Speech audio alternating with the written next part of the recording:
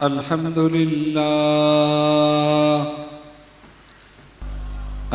لله نحمده ونستعينه ونستغفره ونؤمن به ونتوكل عليه ونعوذ بالله من شرور أنفسنا ومن سيئات أعمالنا من يهده الله فلا مضل له ومن يضلله فلا هادي له ونشهد أن لا إله إلا الله وحده لا شريك له ونشهد أن سيدنا ونبينا وشفيعنا وشفاء صدورنا وغوثنا وغياثنا ومغيثنا ومعيننا وقطبنا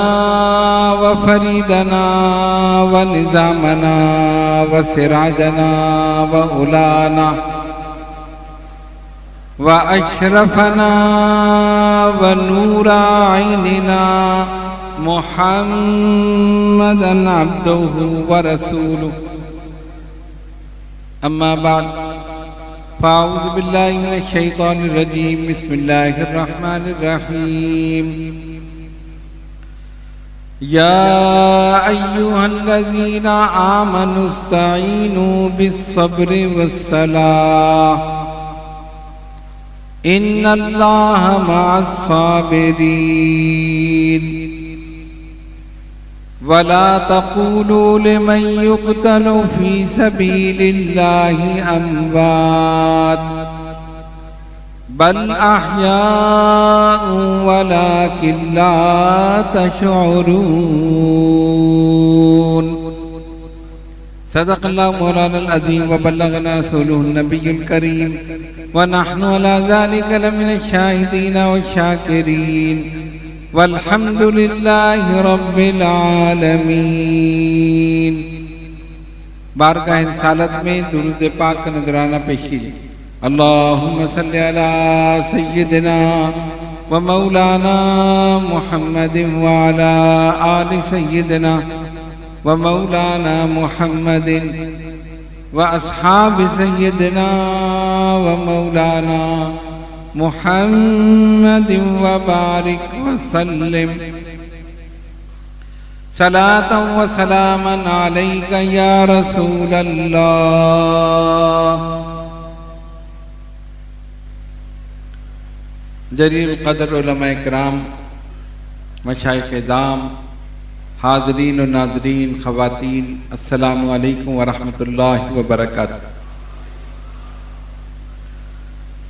الحمدللہ 9 روزہ محافل محرم کا آج یہ آخری پروگرام ہے۔ اللہ تبارک و تعالیٰ کے کرم اور اس کے محبوب صلی اللہ علیہ وسلم کی نگاہ کرم اور بزرگان سلسلہ اشرفیہ کے روحانی تصرفات کی بدولت سارے پروگرام بہت کامیاب رہے۔ یہ محض ان کا کرم ہے، اور آپ حضرات بڑے خلوص اور محبت کے ساتھ تشریف لاتے رہے اور اس آخری پروگرام میں بھی حاضر ہیں۔ اللہ تبارک و تعالی میری، آپ کی، ہم سب کی حاضری کو قبول فرمائے، اور جو بھی آیا ہے انشاءاللہ خالی ہاتھ نہیں جائے گا، رحمتیں، برکتیں، یہ تمام چیزیں لے کر جائے گا انشاءاللہ تعالی۔ قرآن مجید فرقان حمید کی ایک آیت مبارکہ تلاوت کرنے کا شرف حاصل کیا۔ پہلے اس کا ترجمہ، ارشاد ربانی ہوا، یا ایھا الذین آمنوا استعینوا بالصبر والصلاۃ، اے ایمان والوں مدد چاہو صبر سے اور نماز سے۔ ان اللہ مع الصابرین، بے شک اللہ صبر کرنے والوں کے ساتھ۔ وَلَا تَقُولُوا لِمَنْ يُقْتَلُ فِي سَبِيلِ اللَّهِ أَمْوَاتٌ، اور وہ جو اللہ کی راہ میں مارے جائیں، قتل ہو جائیں، شہید ہو جائیں، انہیں مردہ نہ کہو. بل احیاء ولکن لا تشعرون، بلکہ وہ زندہ ہیں لیکن تمہیں انہیں دیکھنے کا شعور نہیں. اللہ نے کس کو زندہ کہا؟ شہداء کو.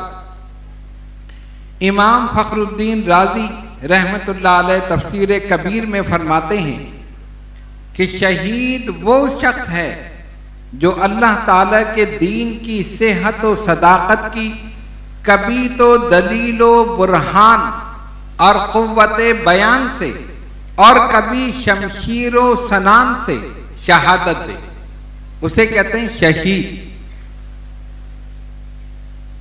اللہ تبارک و تعالیٰ نے اس آیت میں فرمایا انہیں مردہ نہ کہو، اور دوسری آیت میں اللہ فرماتا ہے وَلَا تَحْسَبَنَّ الَّذِينَ قُتِلُوا فِي سَبِيلِ اللَّهِ أَمْوَاتًا، اور وہ جو اللہ کی راہ میں مارے جائیں، قتل ہو جائیں، انہیں مردہ گمان بھی نہ کرو.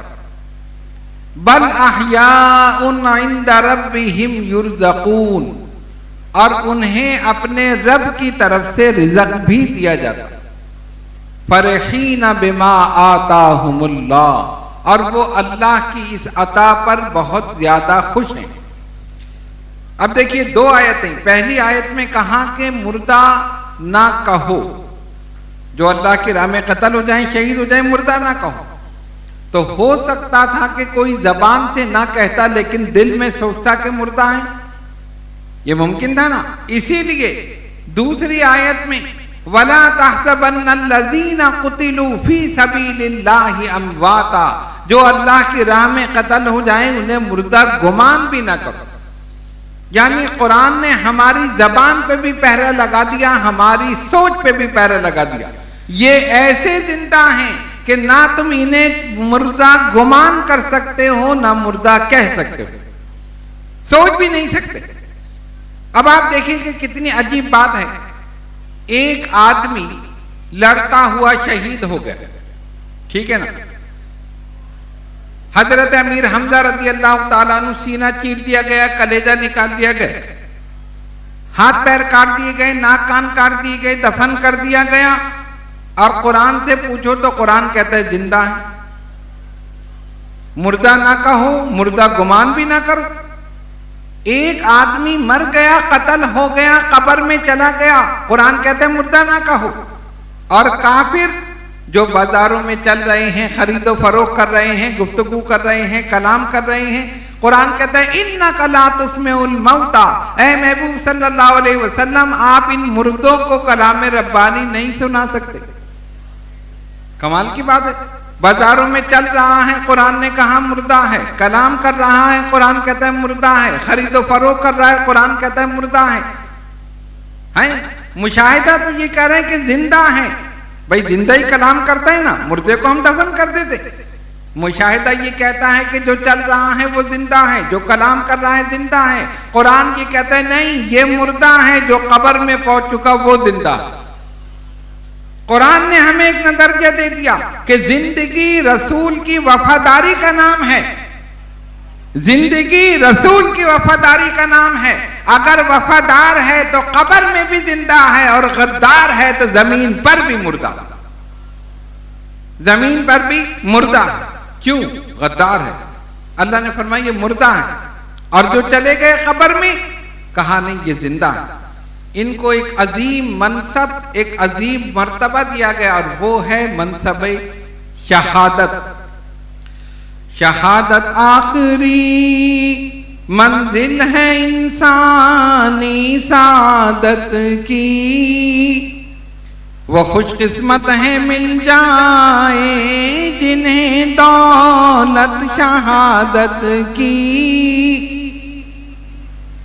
شہید ستارے فانی میں ہمیشہ زندہ رہتے ہیں، زمین پر چاند تاروں کی طرح تابندہ رہتے ہیں.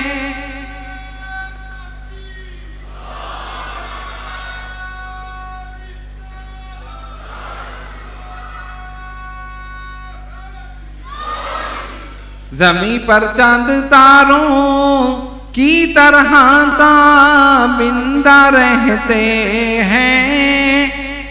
تو قرآن نے کہا شہید زندہ، ٹھیک ہے نا. اب آئیے آگے چلیں. شہادت کی دو قسمیں، ایک شہادت سری، ایک شہادت جہری. شہادت سری کا مطلب پوشیدہ اور شہادت جہری کا مطلب اعلانیہ. اگر کوئی دیوار کے نیچے دب کے مر جائے وہ شہید ہے، کوئی آگ میں جل کر مر جائے وہ شہید ہے، سمندر میں ڈوب کے مر جائے وہ شہید ہے، کسی حادثے میں ہلاک ہو جائے شہید ہے. لیکن شہادت سری ہے، شہادت سری. اور ایک مسلمان تلوار لے کر میدان کارزار میں اترتا ہے، اللہ کے دین کی سربلندی کے لیے لڑتا ہے اور پھر اپنی جان دیتا ہے، وہ بھی شہید ہے لیکن شہادت جہری. ٹھیک ہے نا، آپ نے سمجھ لیا. اب آپ دیکھیں کہ نبی پاک علیہ الصلوۃ والسلام کی ذات والا صفات ہر چیز کا مرکز اور منبع، تمام فضائل، محاسن، مراتب، مناسب سب حضور کی ذات پہ ختم. جس کو جو کچھ مل رہا ہے وہیں سے مل رہا ہے. ٹھیک ہے نا. اب شہادت بھی ایک منصب، شہادت بھی ایک سعادت، شہادت بھی ایک مرتبہ. تو ضروری تھا کہ یہ منصب بھی نبی پاک علیہ الصلوۃ والسلام کی ذات پہ پورا ہو اور حقیقت میں پورا ہوا. شہادت سری اور شہادت جہری دونوں کی حقیقتیں حضور علیہ الصلوۃ والسلام کی ذات والا صفات پر پوری ہوئی. کیسے؟ آئیے ذرا دیکھیں. شہادت سری کا مطلب ہم نے یہ بتایا کہ زہر کے اثر سے ہو تو شہید ہے لیکن سری شہادت. ٹھیک ہے نا. دیوار کے نیچے دب گیا، آگ میں جل گیا، پانی میں ڈوب گیا، یہ سب. خیبر کے موقع پر نبی پاک علیہ الصلوۃ والسلام کی بارگاہ میں ایک یہودی عورت جس کا نام تھا زینب بنت الحارث، اس نے بکری کا بھنا ہوا گوشت جس میں زہر ملایا ہوا تھا وہ پیش کیا. یہ کھا لے، تناول فرما. سرکار نے اپنے سامنے رکھا اور اس میں سے تھوڑا سا تناول فرمایا. گوشت نے آپ کو اطلاع دی. سرکار فرماتے ہیں گوشت نے مجھے بتایا سرکار میرے اندر زہر ملا ہوا، میرے اندر زہر ملا ہوا. سرکار نے اپنا ہاتھ روک لیا. اس کے اندر ایسا زہر قاتل تھا کہ جو بھی اسے کھائے اسی وقت اس کی موت واقع ہو جائے. چنانچہ حضرت بشیر بن برا رضی اللہ تعالیٰ عنہ انہوں نے بھی اس میں سے تھوڑا سا کھایا، ان کی موت واقع ہو گئی، شہادت ہو گئی. ایسا زہر قاتل. سرکار نے بھی تناول فرمایا اور حضرت بشیر بن برا رضی اللہ تعالیٰ عنہ انہوں نے بھی تناول فرمایا. تو ایسا زہر قاتل تھا کہ جو بھی کھائے موت واقع ہو جائے، ان کی شہادت ہو گئی. لیکن آقا علیہ الصلوۃ والسلام کا زندہ رہنا یہ سرکار کا معجزہ ہو گیا اور شہادت سری کی حقیقت پوری ہو. تو جب گوشت نے خبر دی اور سرکار نے اپنے دست مبارک روک لیا تو آپ نے اس عورت کو بلایا. تو نے اس میں زہر ملایا؟ ہاں یا رسول اللہ صلی اللہ علیہ وسلم میں نے ملایا. کیوں ملایا؟ کہا اس لیے کہ میں یہ دیکھنا چاہتی تھی کہ آپ نبی ہیں یا بادشاہ ہیں. اگر نبی ہوں گے تو یہ آپ کو تکلیف نہیں پہنچائے گا اور اگر بادشاہ ہوں گے تو ہمیں آپ سے نجات مل جائے گی، یعنی آپ کی وفات ہو جائے گی.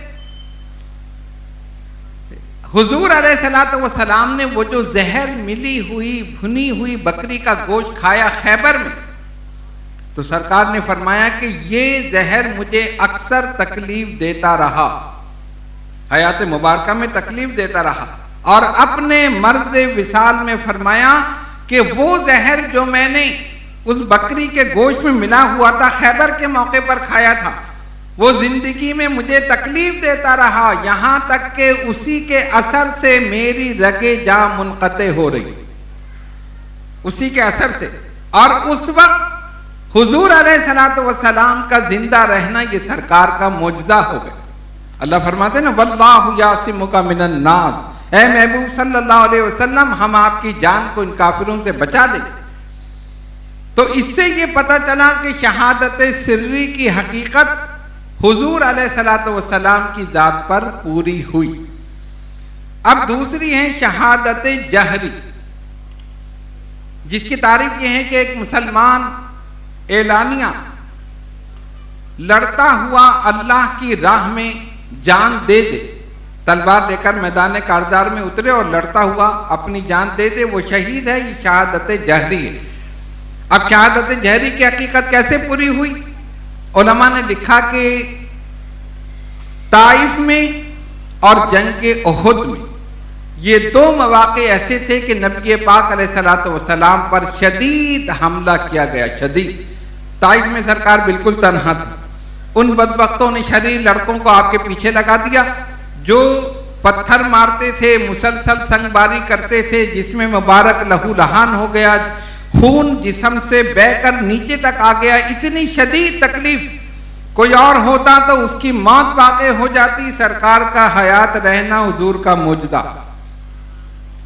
اور دوسری جنگ احد کے موقع پر جب کافروں نے بالکل قریب سے حملہ کیا، تفصیل میں جانے کی ضرورت نہیں، آپ علماء سے سنتے رہتے، صحابہ کو دیکھو حضور علیہ الصلوۃ والسلام کے آگے کھڑے ہیں کہ تیر ہمیں لگ جائے ہمارے آقا تک نہ پہنچے۔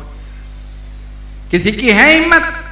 اگر سامنے سے پتھر آ رہے ہوں تو کسی کی ہمت ہے کہ کھڑا ہو جائے؟ پتھر سر پہ بھی لگ سکتا ہے، ناک پہ بھی لگ سکتا ہے، دانت بھی توڑ سکتا ہے، سب کچھ ہو سکتے ہیں۔ تو آگے سے پتھر نہیں آ رہے، تیر آ رہے، تیر کہ اگر آنکھ میں لگے تو آنکھ ضائع ہو جائے، اور اگر جسم میں لگے تو انسان اسی وقت مر جائے۔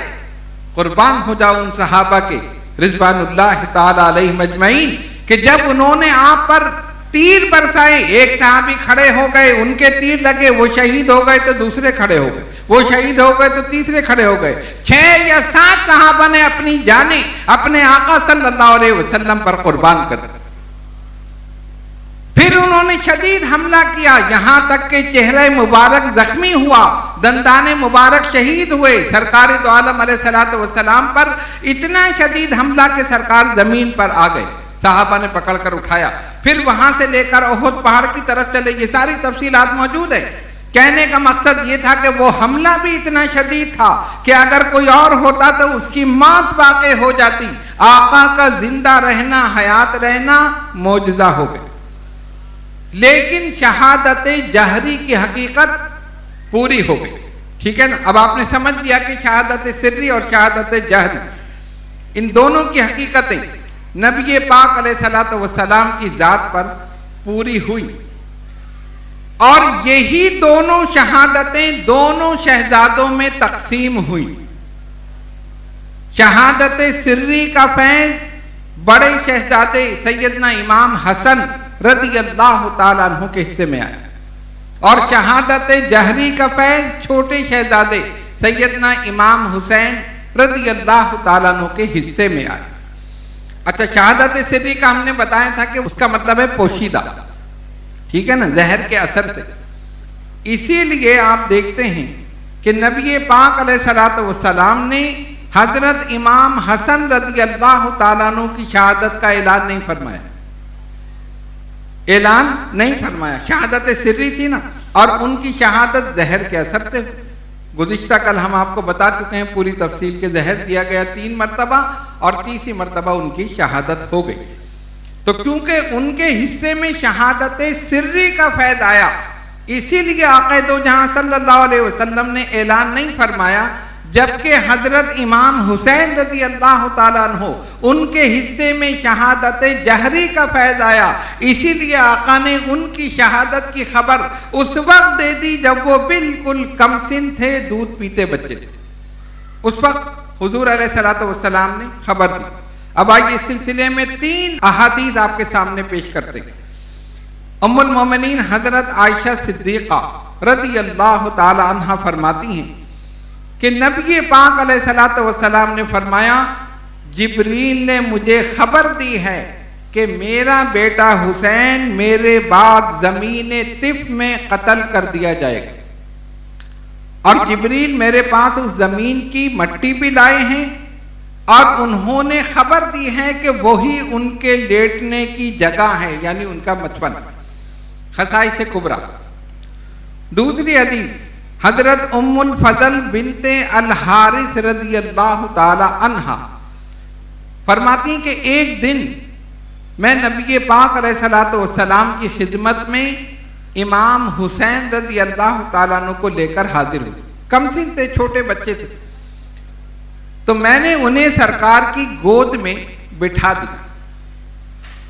فرماتی ہیں کہ میں نے دیکھا کہ حضور علیہ الصلوۃ والسلام کی آنکھوں سے آنسو جاری ہو گئے، تو میں حیران ہوئی، سرکار کی آنکھوں سے آنسو جاری ہو گئے۔ آپ نے فرمایا میرے پاس ابھی ابھی جبریل آئے ہیں اور انہوں نے مجھے خبر دی ہے ان قریب میری امت میرے اس بیٹے کو شہید کر دے گی، اور انہوں نے مجھے اس مقام کی، اس زمین کی تھوڑی سی مٹی بھی لا کر دی ہے، اور یہ مٹی اس دن سرخ ہو جائے گی جس دن حسین شہید کیے جائے گے۔ مشکات، المستدرک، خصائص کبریٰ اور دیگر کتب میں یہ روایت موجود ہے۔ تیسری حدیث ام المومنین حضرت ام سلمہ رضی اللہ تعالی عنہا فرماتی ہیں کہ حسن اور حسین دونوں میرے گھر میں رسول اللہ صلی اللہ علیہ وسلم کے سامنے کھیل رہے تھے۔ جبریل امین نازل ہوئے اور کہا اے محمد صلی اللہ علیہ وسلم، بے شک آپ کی امت آپ کے اس بیٹے حسین کو شہید کر دے گی، اور آپ صلی اللہ علیہ وسلم کو اس مقام کی مٹی بھی لا کر دی۔ فرماتی سرکار نے اس مٹی کو سونگا، فرمایا اس سے رنج و بلا کی بو آ رہی۔ پھر آپ نے فرط محبت سے حسین کو اپنے سینے سے چمٹا لیا۔ امام حسین رضی اللہ تعالیٰ جو کھیل رہے تھے، سرکار نے اٹھا کر اپنے سینے سے چمٹا لیا۔ پھر آقا روئے اور فرمایا اے ام سلمہ، یہ مٹی جس دن خون ہو جائے سمجھ لینا میرا یہ بیٹا کربلا میں شہید کر دیا گیا۔ سرکار نے وہ مٹی حضرت ام سلمہ رضی اللہ تعالی عنہا کو دی۔ انہوں نے ایک بوتل میں اس مٹی کو رکھ لیا اور روزانہ اس مٹی کو دیکھتی تھی اور فرماتی تھی جس دن یہ مٹی خون ہو جائے گی وہ دن بڑا عظیم ہوگا۔ یہ تین روایتیں ہم نے آپ کے سامنے پیش کی، اس کے علاوہ بھی اور بہت سی ہیں، لیکن وقت کی نزاکت کو دیکھتے ہوئے صرف تین پر ہم نے اکتفا کیا۔ اس سے یہ ثابت ہوا کہ امام حسین رضی اللہ تعالیٰ عنہ کی شہادت کی خبر حضور علیہ الصلوۃ والسلام نے اس وقت دی تھی جب وہ بالکل کم سن تھے، دودھ پیتے بچے تھے، اس وقت دے دی تھی۔ کیوں؟ اس لیے کہ شہادت جہری، اس کا فیض انہیں ملا تھا۔ حضرت یحییٰ بن حضرمی رضی اللہ تعالیٰ عنہ فرماتے ہیں کہ میں سفر صفین میں مولا کائنات حضرت علی شیر خدا رضی اللہ تعالیٰ عنہ کے ساتھ تھا۔ جب ہمارا گزر نینوا کے پاس سے ہوا، نینوا جو ہے نا کربلا کا نام، جب وہاں سے گزر ہوا تو میں نے دیکھا کہ حضرت علی شیر خدا رضی اللہ تعالیٰ عنہ نے پکارا، وہیں سے پکارا اے ابو عبداللہ، فرات کے کنارے صبر کرنا۔ ابو عبداللہ حضرت امام حسین کی کنیت ہے، تو انہوں نے پکارا اے ابو عبداللہ، فرات کے کنارے صبر کرنا۔ تو میں نے عرض کی کہ یہ آپ کس کو پکارا؟ ظاہر ہے کوئی اور تھا نہیں، یہ دونوں جا رہے تھے۔ تو حضرت علی شیر خدا رضی اللہ تعالیٰ عنہ نے فرمایا نبی پاک علیہ الصلوۃ والسلام نے مجھے یہ بتایا تھا کہ مجھے جبریل نے خبر دی ہے کہ حسین فرات کے کنارے قتل کر دیا جائے گا، اور مجھے وہاں کی مٹھی بھر مٹی بھی لا کر دی۔ یہ روایت بھی دیگر کتابوں میں موجود ہے۔ لیکن آپ یہ دیکھیں کہ حضور علیہ الصلوۃ والسلام نے خبر دی امام علی مقام کو شہید کر دیا جائے، ٹھیک ہے نا؟ حضرت علی جانتے تھے، خاتون جنت جانتی تھی، امام حسن جانتے تھے، خود حضرت امام حسین جانتے تھے، اہل بیت جانتے تھے، بھئی سرکار نے خبر دی، حضور کی احادیث سب جانتے تھے کہ حسین وہاں پر بھوکے پیاسے شہید کیے جائیں گے۔ کیا کسی نے یہ دعا کی کہ یہ معاملہ نہ ہو؟ اہل بیت میں سے حضرت علی، خاتون جنت اور دیگر کسی نے دعا کی نہیں، سب نے سنا۔ دعا یہ نہیں کی کہ معاملہ نہ ہو، ہاں دعا کی، دعا یہ کی کہ اللہ حسین کو صبر عطا فرما، حسین کو اجر عطا فرما، حسین کو استقامت عطا فرما۔ اس لیے یہ صاحبان مقام رضا تھے، مرضی مولا از ہما اولا، جو اللہ کی رضا وہی ہماری رضا۔ جب اس نے یہ پسند کیا ہے تو جو اس کی رضا وہ ہماری رضا۔ تو دعا کی، استقامت کی دعا کی، صبر کی دعا کی، اجر کی دعا کی، اور انہی دعاؤں کا نتیجہ تھا کہ امام علی مقام پہاڑ کی طرح استقامت کے ساتھ کھڑے ہو گئے اور اس امتحان میں کامیاب ہو گئے۔ جو چیز یقینی ہوتی ہے اس کے اسباب خود بخود پیدا ہونا شروع ہو جاتے ہیں۔ اب دیکھیں، یقینی تو اسی لیے تھی، سرکار نے خبر دے دی، اور حضور علیہ الصلوۃ والسلام کی خبر غلط نہیں ہو سکتی۔ جو زبان رسالت سے نکل گیا وہ پتھر کی لکیر ہے، وہی حق ہے، وہی سچ۔ اب اس کے اسباب پیدا ہونا شروع ہوئے۔ حضرت امیر معاویہ رضی اللہ تعالیٰ عنہ کا وصال ہوا سن 60 ہجری میں، اور انہوں نے اپنے وصال سے پہلے اپنے بیٹے یزید کو ولی عہد نامزد کر دیا، اور یہ بات سب کو پتا تھا، لیکن اہل بیت اس کو تسلیم نہیں کرتے تھے، دیگر صحابہ بھی تسلیم نہیں کرتے، کیونکہ یہ پہلی شخصی حکومت تھی جو خلفائے راشدین کے تقرر کے خلاف ہوئی تھی۔ کوئی مجلس شورا نہیں بنائی گئی، کوئی مشورہ نہیں، کچھ نہیں، انہوں نے کہا جی یہ میرا ولی عہد ہے، میرے بعد بنے گا۔ ولی عہد کا مقصد یہی ہے نا کہ بھئی جب میں نہیں ہوں گا، انتقال ہو جائے گا تو یہ بنے گا۔ 12 حضرت امیر معاویہ رضی اللہ تعالیٰ عنہ کا انتقال ہوا، وصال ہوا 60 ہجری میں، اور یزید تخت نشین ہو گیا۔ جب یہ تخت سلطنت پر بیٹھا تو اس کو 3 شخصیات سے خطرہ تھا، 3۔ ایک حضرت سیدنا امام حسین رضی اللہ تعالیٰ، دوسرے حضرت عبداللہ ابن عمر، تیسرے عبداللہ ابن زبیر۔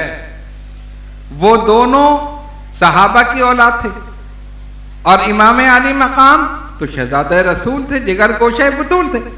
اس کو یہ خطرہ تھا ان تینوں میں سے اگر کسی نے بھی اپنی خلافت کا اعلان کر دیا تو میری حکومت ختم۔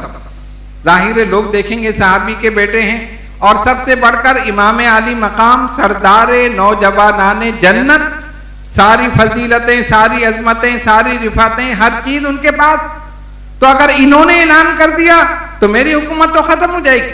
تو اس نے کیا کیا؟ تخت سلطنت پر بیٹھتے ہی سب سے پہلا کام یہ کیا،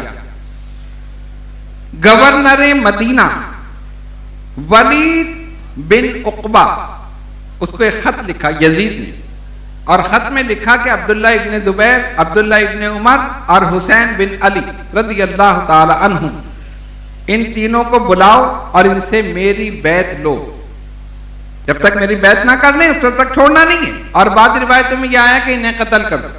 بہرحال مختلف روایتیں ہیں۔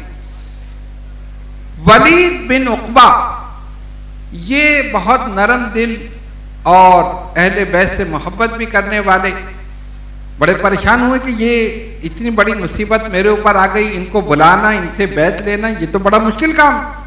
اور وہ جانتے تھے کہ یزید کے کرتوت کیا ہیں، یہ لوگ کبھی بھی بیعت نہیں کریں گے۔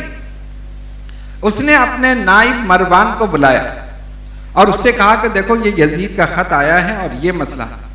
مروان نہایت سخت دل آدمی تھا، اہل بیت کا دشمن بھی تھا اور بہت بدتمیز آدمی تھا۔ اس نے کہا اس میں کیا مسئلہ ہے بھائی، تم ان تینوں کو بلاؤ، بیعت کریں تو ٹھیک ہے، نہیں کریں سر قلم کر دو۔ اس نے کہا کمال ہے، اتنی آسانی سے؟ ارے وہ صحابہ کے بیٹے اور یہ تو شہزادہ رسول ہیں، میں ان کے خون سے اپنے ہاتھ رنگوں اور اپنی عاقبت خراب کروں؟ نہیں نہیں یہ نہیں ہو سکتا۔ اس نے کہا نہیں تم ان کو بلاؤ۔ ان کا ٹھیک ہے۔ گورنر نے اپنے سپاہیوں کو بھیجا کہ جاؤ ان تینوں کو بلاؤ۔ حضرت امام حسین رضی اللہ تعالیٰ عنہ اور حضرت عبداللہ ابن زبیر رضی اللہ تعالیٰ عنہ، یہ دونوں مسجد نبوی میں بیٹھے تھے۔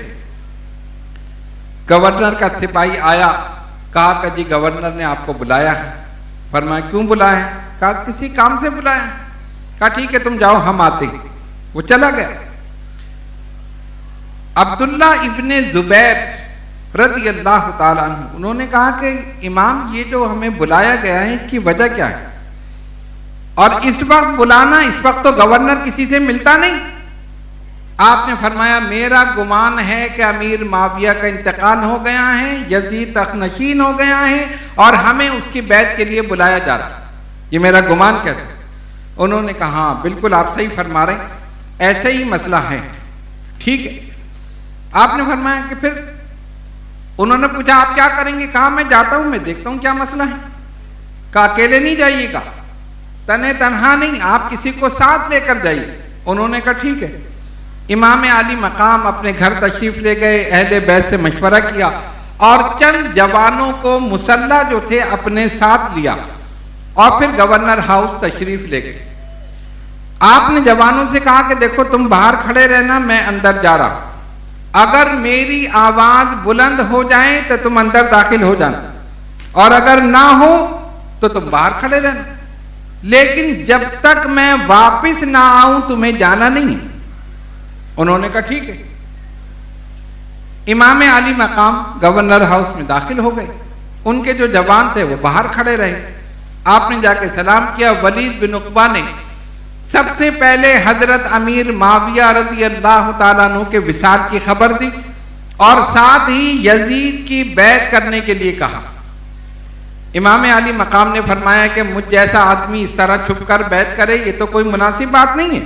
آپ باہر نکلیں، عوام میں جا کر آپ اعلان کریں، سب بیعت کریں، پھر ہم دیکھیں گے. خاموش ہو گیا. اچھا. فرمایا ایسے میں نہیں بیعت کرتا. آپ وہاں سے اٹھے. اس نے کہا ٹھیک ہے. فرمایا میں سوچ کر بتاؤں گا. جب جانے لگے تو مروان نے کہا ولید بن عقبہ سے ان کو چھوڑنا نہیں ہے. اگر ابھی تو نے ان کو چھوڑ دیا تو پھر ان پہ قابو نہیں پا سکتا جب تک کہ کثیر لوگوں کا قتل نہ ہو جائے. امام علی مقام نے سنا. فرمایا بدبخت تو کیا مجھے قتل کرے گا؟ تو کمینہ انسان ہے، مجھے قتل نہیں کر سکتا. یہ کہہ کے آپ وہاں سے چلے گئے. جب چلے گئے تو مروان نے کہا ولید بن عقبہ سے کہ تو نے بہت غلط کیا. آج تو نے ان کو مہلت دے دی. ان سے صرف ایک بات کرتے یزید کی بیعت کریں، اگر نہ کریں تو سر قلم کر. نے کہا شہزادہ رسول جگر گوشہ بطول، ان کے خون سے میں اپنے ہاتھ رنگوں، یہ کیا بات کر رہا ہے؟ بہرحال امام حسین رضی اللہ تعالیٰ عنہ اپنے گھر تشریف لے آئے. اہل بیت سے مشورہ کیا اور سب نے کہا کہ حالات درست نہیں ہیں، ایسا ہے کہ ہم مکہ معظمہ چلے جائیں. متفقہ طور پر یہ فیصلہ ہوا. امام علی مقام نے اہل بیت کو چلنے کا حکم دیا. آپ کے بھتیجے، بھانجے، آپ کے ازواج مطہرات، آپ کے بیٹے، یہ سب جو تھے یہ سب کے سب، اور اس کے علاوہ بھی کچھ اور مسلمان 72 نفوذ پر مشتمل قافلہ. اب اس میں تعداد مختلف ہے، بعض نے 73، کسی نے 74، کسی نے 80 بھی لکھی ہے، لیکن 72 مشہور ہے. امام علی مقام نے یہ فیصلہ کر لیا کہ اب ہم مکہ معظمہ جائیں. سامان تیار ہو گیا، سفر کی تیاری ہو گئی، اہل بیت تیار ہیں. آخری سلام کرنے کے لیے اپنے نانا جناب محمد الرسول اللہ صلی اللہ علیہ وسلم کے روضہ مبارک پر حاضری دی. جو کچھ امام نے کہا وہ تو کسی کتاب میں لکھا نہیں، لیکن شاعر نے ان جذبات کو اور ان احساسات کو جو امام کے اس وقت ہوں گے اپنے اشعار میں بیان کیا ہے. وہ لکھتے ہیں مزار مصطفیٰ پر شام ہوتے ہی امام آئے، اجازت کی غرض سے آخری کرنے سلام آئے. کہاں رو کر سلام تاجدار عالم امکان، سلام سید عالم، سلام سرور ذیشان. ذرا دیکھو تو چہرے کو اٹھا کر گوشے داما حسین ابن علی پر تنگ ہیں طیبہ کی اب گلیاں ذرا حجرے سے نکلو اے مکین گنبد خضرا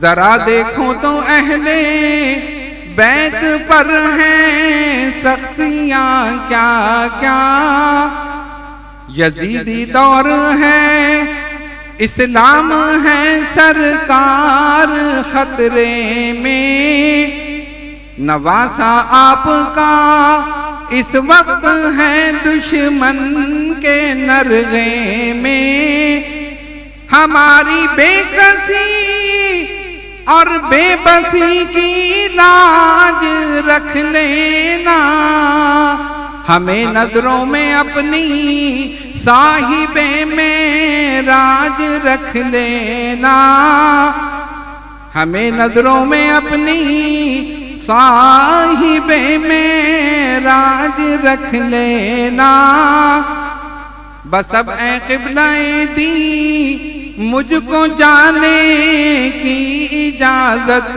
ہو لبے اطہر سے فرما دو حسین اب جاؤ رخصت ہو یہ جذبات یہ احساسات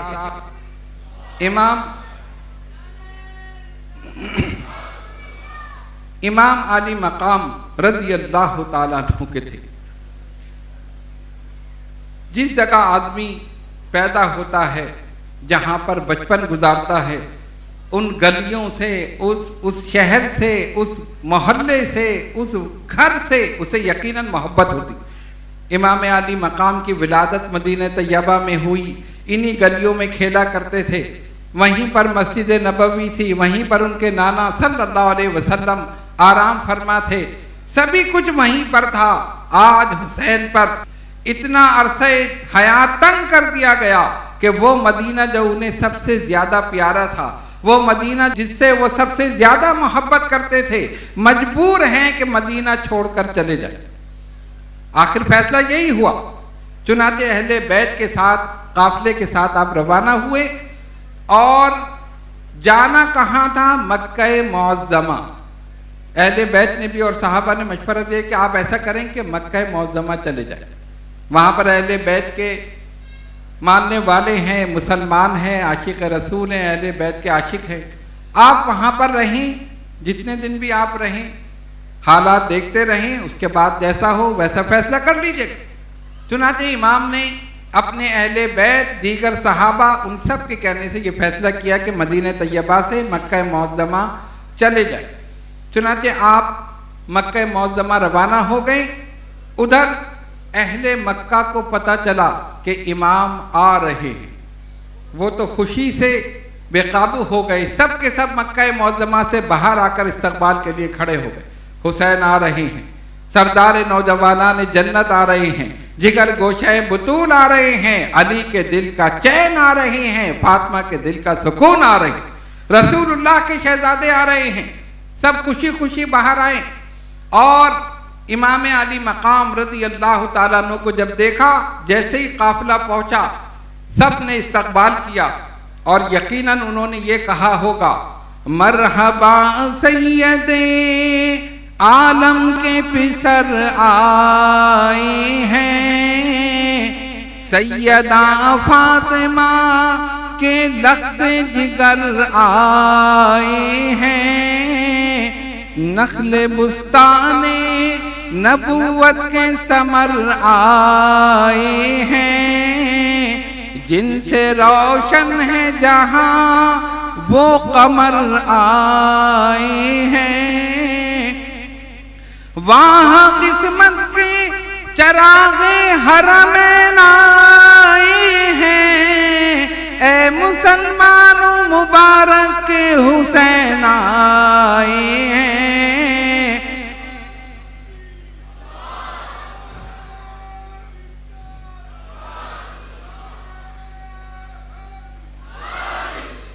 اے مسلمانوں مبارک حسین آئے ہیں۔ امام علی مقام اپنے اہل بیت اطہار صحابہ دیگر کے ساتھ وہاں پر پہنچ گئے مکہ معظمہ۔ انہوں نے تو سر آنکھوں پر بٹھایا، آل رسول آ گئے، جگر گوشہ بطول آ گئے، وہاں پر آپ قیام فرما ہو گئے۔ اہل مکہ نے بڑی آپ کی تعظیم کی، بڑی محبت کی، بڑی عقیدت کا اظہار کیا۔ حقیقت میں وہ سچے عاشق اہل بیت، عاشق رسول صلی اللہ علیہ وسلم وہاں رہنے لگے۔ اور صحابہ نے بھی اہل بیت نے یہی مشورہ دیا تھا۔ اللہ فرماتا ہے وَمَن دَخَلَهُ كَانَ آمِنًا، جو حرم میں آ گیا وہ امن میں آ گیا۔ کہا وہ تو جائے امن ہے، آپ وہاں تشریف لے جائیں، امن و سکون سے رہیں۔ اب یہ اطلاع ملی اہل کوفہ کو، ان کو خبر مل گئی کہ امام مدینہ منورہ سے مکہ معظمہ پہنچ گئے۔ بس وہاں سے خطوط آنے شروع ہو گئے، ایک خط آیا، پھر دوسرا آیا، پھر تیسرا آیا، اور اس میں اپنی وفاداری کا یقین، حسین ہم آپ کے نام پہ قربان ہیں، ہم اپنی جان دے دیں گے، ہم خون کا آخری قطرہ بہا دیں گے، ہم یزید کی بیعت نہیں کریں گے، آپ تشریف لے آئے، آپ کی بیعت کریں گے۔ بعض روایتوں میں آیا کہ 500، بعد میں آیا کہ 800 خط اس زمانے میں، خطوط ایک کے بعد ایک، اور ہر خط میں اپنی وفاداری کا یقین، اپنی جانثاری کا یقین۔ اور بعض نے یہاں تک لکھا کہ اگر آپ نہیں آئے اور ہم نے اس فاسق و فاجر کے ہاتھ پر بیعت کر لی تو قیامت میں ہم رسول اللہ صلی اللہ علیہ وسلم کو یہی کہیں گے کہ ہم نے حسین کو بلایا تھا، وہ نہیں آئے۔ اب ظاہر ہے اتنے خطوط آئے تو آدمی سوچنے پر مجبور ہوتا ہے کہ جانا چاہیے۔ آپ نے فرمایا اچھا دیکھتے ہیں، تو اس کے بعد انہوں نے وفود بھیجنا شروع کر دیے، یعنی وفد کی صورت میں بھی لوگ آئے اہل کوفہ، اور آ کر اپنی وفاداری کا یقین دلایا، بس آپ چلیں، اور وہاں پر اتنے لوگ تیار ہیں اور سب آپ کی بیعت کریں گے، اس فاسق اور فاجر یزید کے ہاتھ پر ہم بیعت نہیں کریں۔ تو آپ نے سوچا کہ جانا چاہیے، لیکن صحابہ کی جماعت موجود تھی، اہل بیت بھی موجود تھے۔ انہوں نے کہا امام آپ ہرگز نہ جائیں، یہ سب بے وفا ہیں۔ انہوں نے آپ کے والد حضرت علی شیر خدا رضی اللہ تعالیٰ عنہ کو شہید کیا، آپ کے بھائی امام حسن کو برچھی ماری، ان کو زخمی کیا، ان کا خیمہ لوٹ لیا اور دیگر کام کیے۔ یہ سب ان کے دعوے زبانی کلامی ہیں، یہ جو محبت کا یقین دلا رہے ہیں نا، جب آپ پہنچ جائیں گے آپ کو تنے تنہا چھوڑ دیں گے۔ جیسے انہوں نے پہلے بے وفائی کی، اسی طرح اب بھی کریں گے۔ فرمایا پھر کیا کریں؟ انہوں نے کہا اچھا پھر ایسا کریں کہ آپ پہلے کسی کو بھیج دیں اپنا سفیر بنا کر، وہ جا کر حالات کا جائزہ لے، اگر وہ کہتے کہ حالات صحیح ہیں پھر آپ تشریف لے جائیں۔ منع کرنے والوں میں حضرت جابر، حضرت ابن عباس، حضرت ابن عمر، حضرت ابو سعید اور حضرت ابو واقد لیثی رضی اللہ تعالی عنہ، یہ صحابہ جو تھے یہ منع کرنے والوں میں تھے کہ کوفے نہیں جانا ہے۔ بہرحال جب انہوں نے دیکھا کہ امام کا ارادہ ہو رہا ہے تو انہوں نے کہا آپ ایسا کریں کہ آپ کسی کو بھیج دیں۔ کس کو بھیجا جائے؟ تو نام آیا حضرت مسلم بن عقیل رضی اللہ تعالیٰ عنہ۔ آپ ایسا کریں مسلم کو بھیج دیں، یہ جا کر آپ کی بیعت لیں، اگر سب کے سب بیعت کر لیں، وفاداری کا یقین دلا دیں، ان کے ساتھ صحیح رہیں، یا آپ کو خط لکھ دیں، آپ تشریف لے جائیں۔ اور مشورہ بھی مناسب تھا۔ آپ نے فرمایا ٹھیک ہے۔ امام مسلم کو بلایا اور ان سے کہا کہ تم جاؤ اور وہاں کوفے جا کر حالات کا جائزہ لو اور میری بیعت کوفے والوں سے لو۔ حضرت امام مسلم بن عقیل رضی اللہ تعالیٰ عنہ اپنے 2 کمسن بچے محمد اور ابراہیم، ان دونوں کو لے کر روانہ ہو گئے کوفہ۔ وہاں پر آپ مختار بن ابو عبیدہ ثقفی اور دوسرے قول کے مطابق ابن اوسجہ، ان کے ہاں آپ نے قیام فرمایا۔ اہل کوفہ نے بڑی تعظیم کی، بڑی محبت کی، جیسا کہ خطوط میں لکھا تھا، کوئی ہاتھ چوم رہا ہے، کوئی کچھ کر رہا ہے، بیعت کر رہا ہے۔ فرمایا بھائی مجھے امام حسین نے بھیجا ہے، میں ان کی بیعت لوں گا، اگر حالات صحیح ہوں گے میں لکھ دوں گا، وہ بھی تشریف لے آئیں گے۔ ٹھیک ہے، ایک آیا بیعت کرنے کے لیے، تو دوسرا آیا، تیسرا آیا، یہاں تک کہ 18,000 نے بیعت کر لی۔ آپ ذرا سا غور کریں، 18,000 کوفیوں نے حضرت مسلم بن عقیل رضی اللہ تعالیٰ عنہ کے ہاتھ پر بیعت کی، اور اس پر جو منظر تھا شاعر نے بیان کیا اظہار ارباب عقیدت نے مسرت کا، ہوا سامان گھر گھر خیر سے مسلم کی دعوت کا، بکثرت نزد مسلم لوگ آئے شادماں ہو کر، امام پاک کا یہ خط سناتے ترجمہ ہو کر، ترقی رات دن ہونے لگی اہل عقیدت کی، ہزاروں کوفیوں نے حضرت مسلم سے بیعت کی، ہزاروں نے 18,000 ہو گئے۔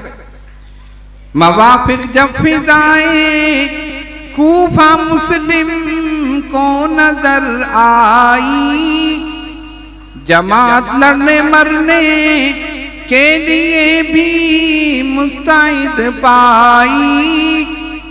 جب انہوں نے دیکھا نا حالات صحیح ہیں، 18,000 نے بیعت کر لی، سلسلہ جاری ہے، تو فوراً خط لکھا امام حسین رضی اللہ تعالیٰ، لکھے حالات سب مسلم نے فرزند پیمبر کو، بلایا جانب کوفہ حسین و آل حیدر کو،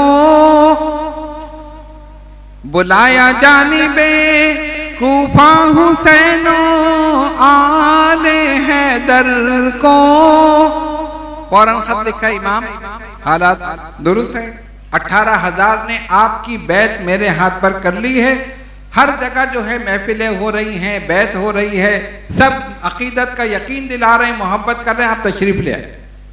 خط یہاں سے روانہ ہوا اور ادھر حالات تبدیل ہونے شروع ہو گئے۔ یزید کو خبر مل گئی کہ امام مسلم کوفے میں پہنچ گئے، 18,000 نے بیعت کر دی، تمہارے خلاف ایک بغاوت کا ایک بہت بڑا طوفان اٹھ گیا ہے، اب اگر حسین تشریف لے آئے تو تمہاری حکومت ختم۔ بڑا پریشان ہوا کہ یہ کیسے ہوا۔ اس نے کہا کہ اس طوفان کو روکنے کے لیے اور اس کے ذہن میں جو تھا کہ یہ بغاوت ہوئی ہے، اسے کچلنے کے لیے اس نے بصرہ کا حاکم عبید اللہ ابن زیاد اس کو وہاں سے معزول کیا اور بلایا فوراً، اور کہا کہ تم فوراً کوفے جاؤ اور وہاں پر عہدہ سنبھالو، اور مسلم نے جو بیعت کی ہے، جو لوگ ان کے ساتھ ہوئے ہیں، ان کو میری طرف سے ڈراؤ دھمکاؤ اور ان کی بیعت توڑواؤ، حسین کے آنے سے پہلے پہلے یہ سارا کام کر دو۔ وہ بڑا سخت آدمی تھا، بہت بدبخت تھا، سنگ دل تھا، ظالم تھا اور اہل بیت کا دشمن بھی تھا۔ اس نے کیا طریقہ اختیار کیا؟ امام حسین رضی اللہ تعالیٰ عنہ اکثر سیاہ رنگ کا امامہ باندھتے تھے، اور رنگ کے بھی باندھتے تھے لیکن اکثر سیاہ رنگ۔ اس نے سیاہ رنگ کا امامہ پہنا اور وہی لباس، حجازی لباس جو آپ پہنتے تھے وہ پہنا، اور رات کے وقت اس راستے سے کوفے میں داخل ہوا جو مدینہ منورہ سے آتا تھا۔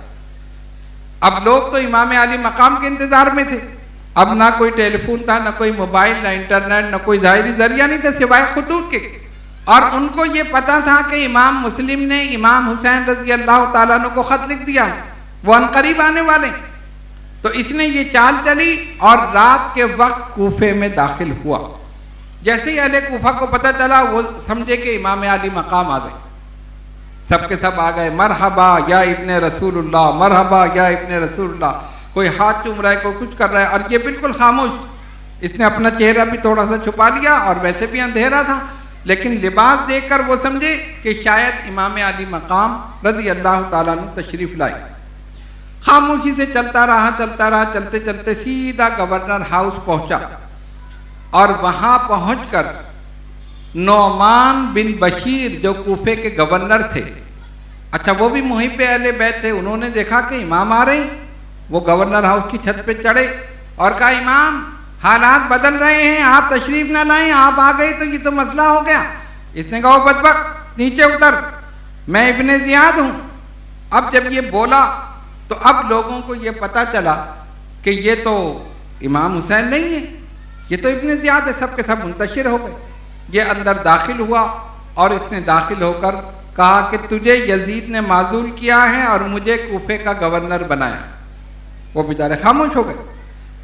اب اس نے صبح اٹھتے ہی جو کوفے کے بڑے بڑے سردار قبیلوں کے اور بڑے بڑے رؤساء جو تھے، جو دولت مند لوگ تھے، سیٹھ حضرات تھے، سب کو بلایا اور بلا کر کہا سنو، ہمیں پتہ چلا ہے کہ مسلم بن عقیل کی بیعت 18,000 نے کر لی اور ابھی بیعت کا سلسلہ جاری ہے۔ تمہیں پتہ نہیں ہے کہ یزید کی فوجیں دمشق سے روانہ ہو چکی ہیں اور وہ جب یہاں پہنچیں گی تو تم سب کے سر قلم کر دیے جائیں گے، تمہارے بچوں کو نیزوں پر اچھال دیا جائے گا، تمہارے گھروں کو لوٹ لیا جائے گا۔ ذرا سی دھمکی دی، ساری وفائیں ختم ہو گئی۔ وہ جو محبت کے دعوے تھے نا، سب ختم، کوئی ادھر کوئی ادھر، ادھر ادھر سب چلے گئے۔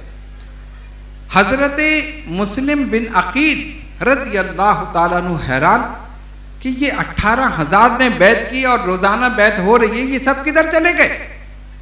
اب کوئی پوچھنے والا نہیں، پریشان ہوئے۔ میں نے تو خط لکھ دیا امام حسین کو کہ آپ تشریف لے آئیں، یہاں تو یہ بے وفائی کر دی انہوں نے۔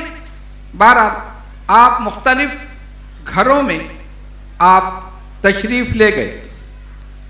ابن زیاد کو یہ پتہ چلا کہ حضرت مسلم ہانی بن عروہ کے گھر میں ہیں۔ پہلے آپ ابن اوسجہ کے گھر میں گئے، پھر ایک اور تھے ان کے گھر میں، پھر ہانی بن عروہ کے گھر میں۔ اب اس نے چلاکی یہ کی کہ اس کا ایک غلام تھا جس کا نام تھا ماقل، اس کو اس نے چند ہزار درہم دیے، کہا یہ لے کر تم کسی مسجد میں جا کر بیٹھ جاؤ، کیونکہ ایسے لوگ جو ہے نا مسجد میں ملتے ہیں، وہاں جا کر دیکھنا جو آدمی زیادہ دیر بیٹھے نماز کے بعد یا زیادہ عبادت کرے، یقیناً اس کا تعلق مسلم بن عقیل سے ہوگا۔ اس سے کہنا کہ بھئی میں دور سے آیا ہوں، یہ نذرانہ بھی لے کر آیا ہوں اور امام مسلم سے بیعت بھی کرنے آیا ہوں۔ یہ سب باتیں اس کو سمجھا کر بھیج دی، وہ جا کر مسجد میں بیٹھ گیا۔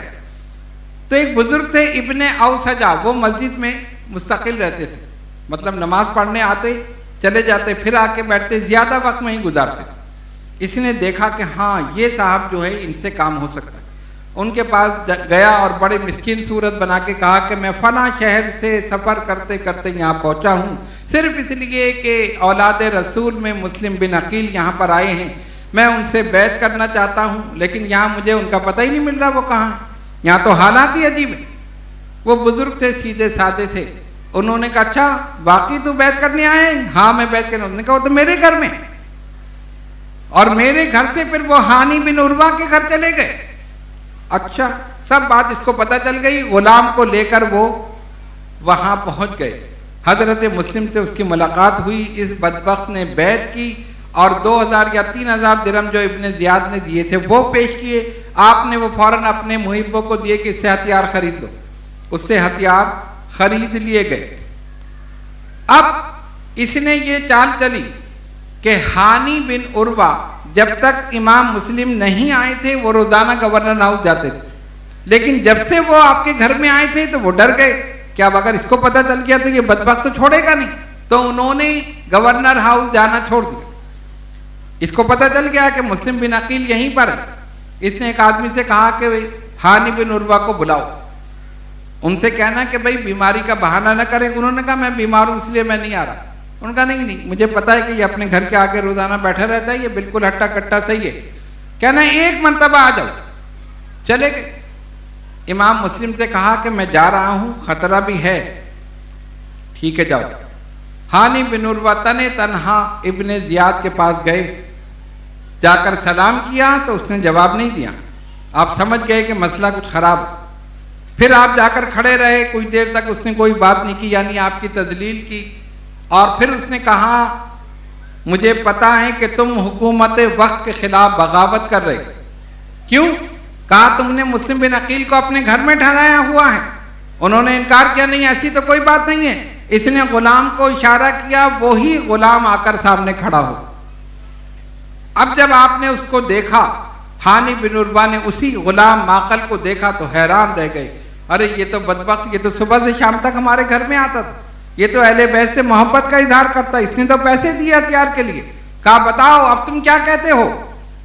ہانی بن عروہ انکار نہیں کر سکے۔ پھر انہوں نے دیکھا کہ جب راز فاش ہو گیا، انہوں نے پھر ببانگ دہل کہا کہ ہاں میں نے مسلم بن عقیل رضی اللہ تعالیٰ عنہ کو میں نے رکھا، اس لیے کہ میں نے ان کو بلایا نہیں ہے، نہ میں نے ان کو اپنے گھر آنے کی دعوت دی، نہ میں نے ان کو بلایا، اور نہ انہوں نے اپنے آنے کی کوئی اطلاع دی۔ جب ان کا کوئی ایسا ٹھکانہ نہیں تھا، کوئی ٹھہرنے کی جگہ نہیں تھی، اچانک وہ میرے گھر تشریف لے آئے، اور جب گھر میں آ گئے تو اب آل رسول ہیں، شہزادہ رسول ہیں، میں کیسے ان کو نکالا؟ تو میرے لیے کوئی چارہ نہیں تھا، لہذا میں نے ان کو پناہ دے دی۔ اس نے کہا بلاؤ ان کو، ابھی یہاں پر بلاؤ۔ کہا نہیں میں نہیں بلاتا، اس لیے کہ میں نے پناہ دی ہے۔ اس نے کہا میرا غصہ تو نے دیکھا نہیں، میں تیرا بھی سر قلم کر دوں گا اور ان کا بھی کر دوں گا۔ کہا کچھ بھی کر۔ بہرحال بات آگے بڑھی، اس کے ہاتھ میں ایک چھڑی تھی، اس نے ہانی بن عروہ کے منہ پر پے در پے وار کیے، ان کے ناک کی ہڈی ٹوٹ گئی، چہرہ زخمی ہو گیا، خون سے کپڑے تربتر ہو گئے۔ ایک سپاہی کھڑا تھا، انہوں نے اس کی تلوار لینا چاہی، سپاہی نے ہاتھ جھٹک دیا۔ ابن زیاد نے کہا اچھا تو ہمیں مارنا چاہتا ہے، اب تو تیرا خون ہم پر مباح ہو گیا، لے جاؤ اس کو قتل کر دو۔ لوگوں نے کہا نہیں ابھی ٹھہر جاؤ۔ جو سپاہی تھے کہ بھائی اس کے قبیلے والے بہت ہیں، مسئلہ ہو جائے گا، جا کے بند کر دیا۔ ادھر امام مسلم کو پتہ چلا کہ ہانی بن عروہ کے ساتھ یہ ہوا ہے۔ آپ نے لوگوں کو پکارا، کچھ لوگ ایسے تھے کہ جو جمع ہونا شروع ہو گئے، ہوتے ہوتے ہوتے 40,000 کا لشکر جمع ہو، اور 40,000 کا لشکر لے کر امام مسلم پہنچے، دارالامارت کا محاصرہ کر لیا۔ اب جب ابن زیاد نے دیکھا تو گھبرایا کہ یہ تو مسئلہ ہو جائے گا۔ اس وقت اگر آپ ادنا سا اشارہ کرتے تو اینٹ سے اینٹ بچ جاتی، ابن زیاد ختم ہو جاتا اور تاریخ ہی پلٹ جاتی، لیکن آپ نے امن کو اس پر ترجیح دی، لڑائی پر۔ فرمایا نہیں ہم گفت و شنید کر کے بات ختم کر لیں گے، آپس میں گفتگو کر لیں گے۔ ادھر ابن زیاد نے ہانی بن عروہ کے جو لوگ تھے خاندان والے، ان کو کچھ کو چھت پہ چڑھایا اور کہا ان سے کہو کہ ساتھ چھوڑ دیں ورنہ یزید کی فوجیں آنے والی ہیں، مسئلہ ہو جائے گا۔ لوگ جانے شروع ہو گئے، جاتے جاتے جاتے صرف 4,000 رہ گئے، 40,000 کے 4,000۔ وہ تو کوفے والے سے بے وفا تھے۔ اس کے بعد امام مسلم نے جب یہ حالت دیکھی تو آپ سمجھ گئے کہ اب معاملہ جو ہے وہ صحیح نہیں ہے۔ ادھر اس نے ہانی بن عروہ کو شہید کرا دیا، اور جس نے ان کی حمایت کی اس کا بھی سر اڑا دیا۔ امام مسلم وہاں سے واپس آ گئے، اور جب واپس آئے تو آتے آتے وہ 4,000 بھی غائب ہو گئے، آپ بالکل تنہا رہ گئے۔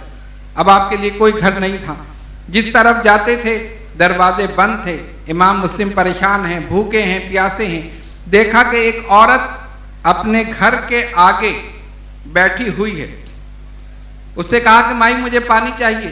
اس نے پانی لا کے دے دیا، آپ نے پانی پیا، پھر وہاں کھڑے رہے۔ اس نے کہا کھڑے کیوں، جاؤ اپنے گھر، یہاں تمہارا کھڑا رہنا رات کے وقت مناسب نہیں ہے۔ کہا کدھر جاؤں، میرا تو کوئی گھر نہیں۔ کون ہو تم؟ کہا مسلم بن عقیل رضی اللہ تعالیٰ عنہ۔ جیسے ہی اس نے نام سنا حیران ہوئی، آپ مسلم بن عقیل؟ تو وہ کہاں گئے سب؟ فرمایا سب نے ساتھ چھوڑ دی، سب چلے گئے۔ کہا نہیں آپ میرے گھر میں رہیں۔ بہرحال آپ اس کے گھر میں رہے، تفصیل تو کافی ہے، لیکن ایک مختصر یہ کہ پھر اس کا بیٹا آیا، اس نے دیکھا اور اس نے جا کر خبر کر دی۔ ابن زیاد نے سپاہیوں کو بھیجا کہ جاؤ مسلم کو پکڑ کے لاؤ۔ سپاہی آ گئے، انہوں نے آپ کو پکڑنے کی کوشش کی، آپ نے تلوار نکالی، حیدر کرار کا خون آپ کی رگوں میں دوڑ رہا تھا، آگے بڑھے اور کئی کو واصل جہنم کر دی۔ اکیلے تنہا، ادھر کافی تعداد میں تھے، لیکن جدھر تلوار چلتی تھی وہ بھاگ جاتے تھے۔ انہوں نے کہا اس شیر کو ایسے قابو نہیں کر سکتے۔ پھر ایک آیا بدبخت جو بہت چلاک تھا، اس نے کہا نہیں تلواریں رکھ دو، تلواریں رکھ دو، سب کو بٹھا دیا، تلواریں رکھوا دی، اور آ کر آپ سے کہا کہ دیکھیے میں آپ کو اپنی پناہ میں لیتا ہوں، میری پناہ ہے، آپ تلوار رکھ دیں، ہم چل کر ابن زیاد سے بات کر لیتے، مسئلہ حل ہو جائے گا۔ فرمایا اچھا۔ تلوار رکھ دی، جب تلوار رکھی اس نے فوراً تلوار اٹھا لی، ایک خچر پر آپ کو بٹھایا گیا۔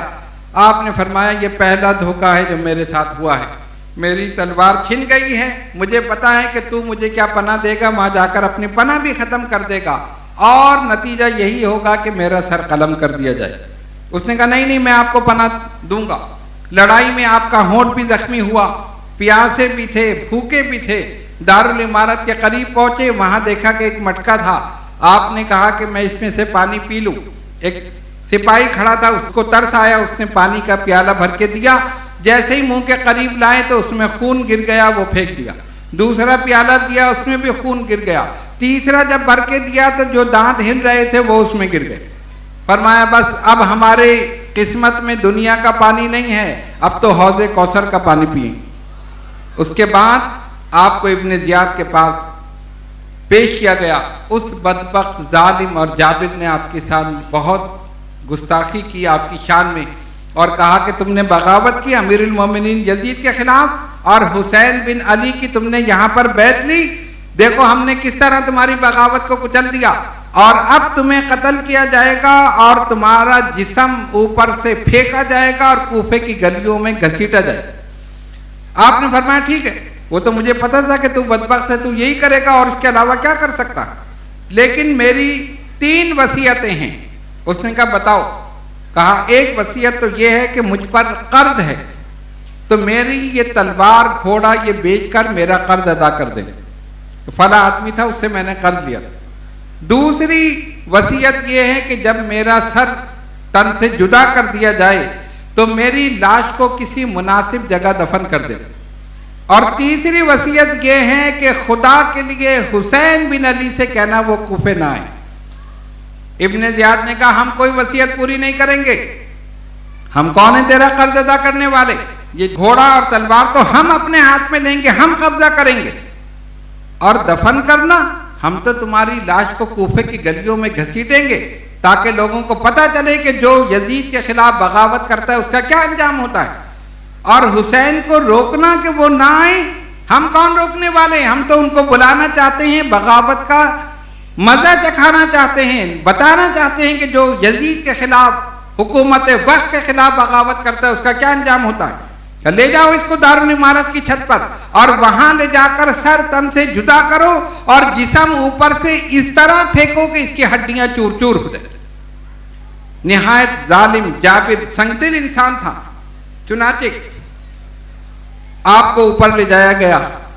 آپ نے چاروں طرف دیکھا, کوئی حامی مددگار نہیں تھا, اور وہ بدبخت جو بیعت کرنے والے سب سامنے کھڑے تھے تماشا دیکھنے کے لیے. آپ نے فرمایا تم نے ہمیں بلایا, تم نے بیعت کی, اور اب تم یہ حرکتیں کر رہے ہو. اسی طرح کی دیگر الفاظ آپ نے کہے. تو عمر بن عبید اللہ اس نے آپ کو تانا دیا. جب آپ کی آنکھوں سے آنسو جاری ہوئے نا تو اس نے کہا اب تم رو رہے ہو, اس پر تمہیں خیال نہیں آیا جب تم حکومت وقت کے خلاف بغاوت کر رہے تھے, اب کیوں روتے ہو؟ تم موت کے ڈر سے رو رہے ہو, موت کے ڈر سے تمہیں مارا جا رہا ہے. امام مسلم نے جو کہا شاعر نے اپنے انداز میں بیان کیا. کہا مسلم نے میں روتا نہیں, رونا تو اس کا ہے, حسین ابن علی کو میں نے خط لکھ کر بلایا ہے. چلا دنیا سے میں کعبے سے وہ اب چلنے والے ہیں. چلا دنیا سے میں کعبے سے وہ اب چلنے والے ہیں.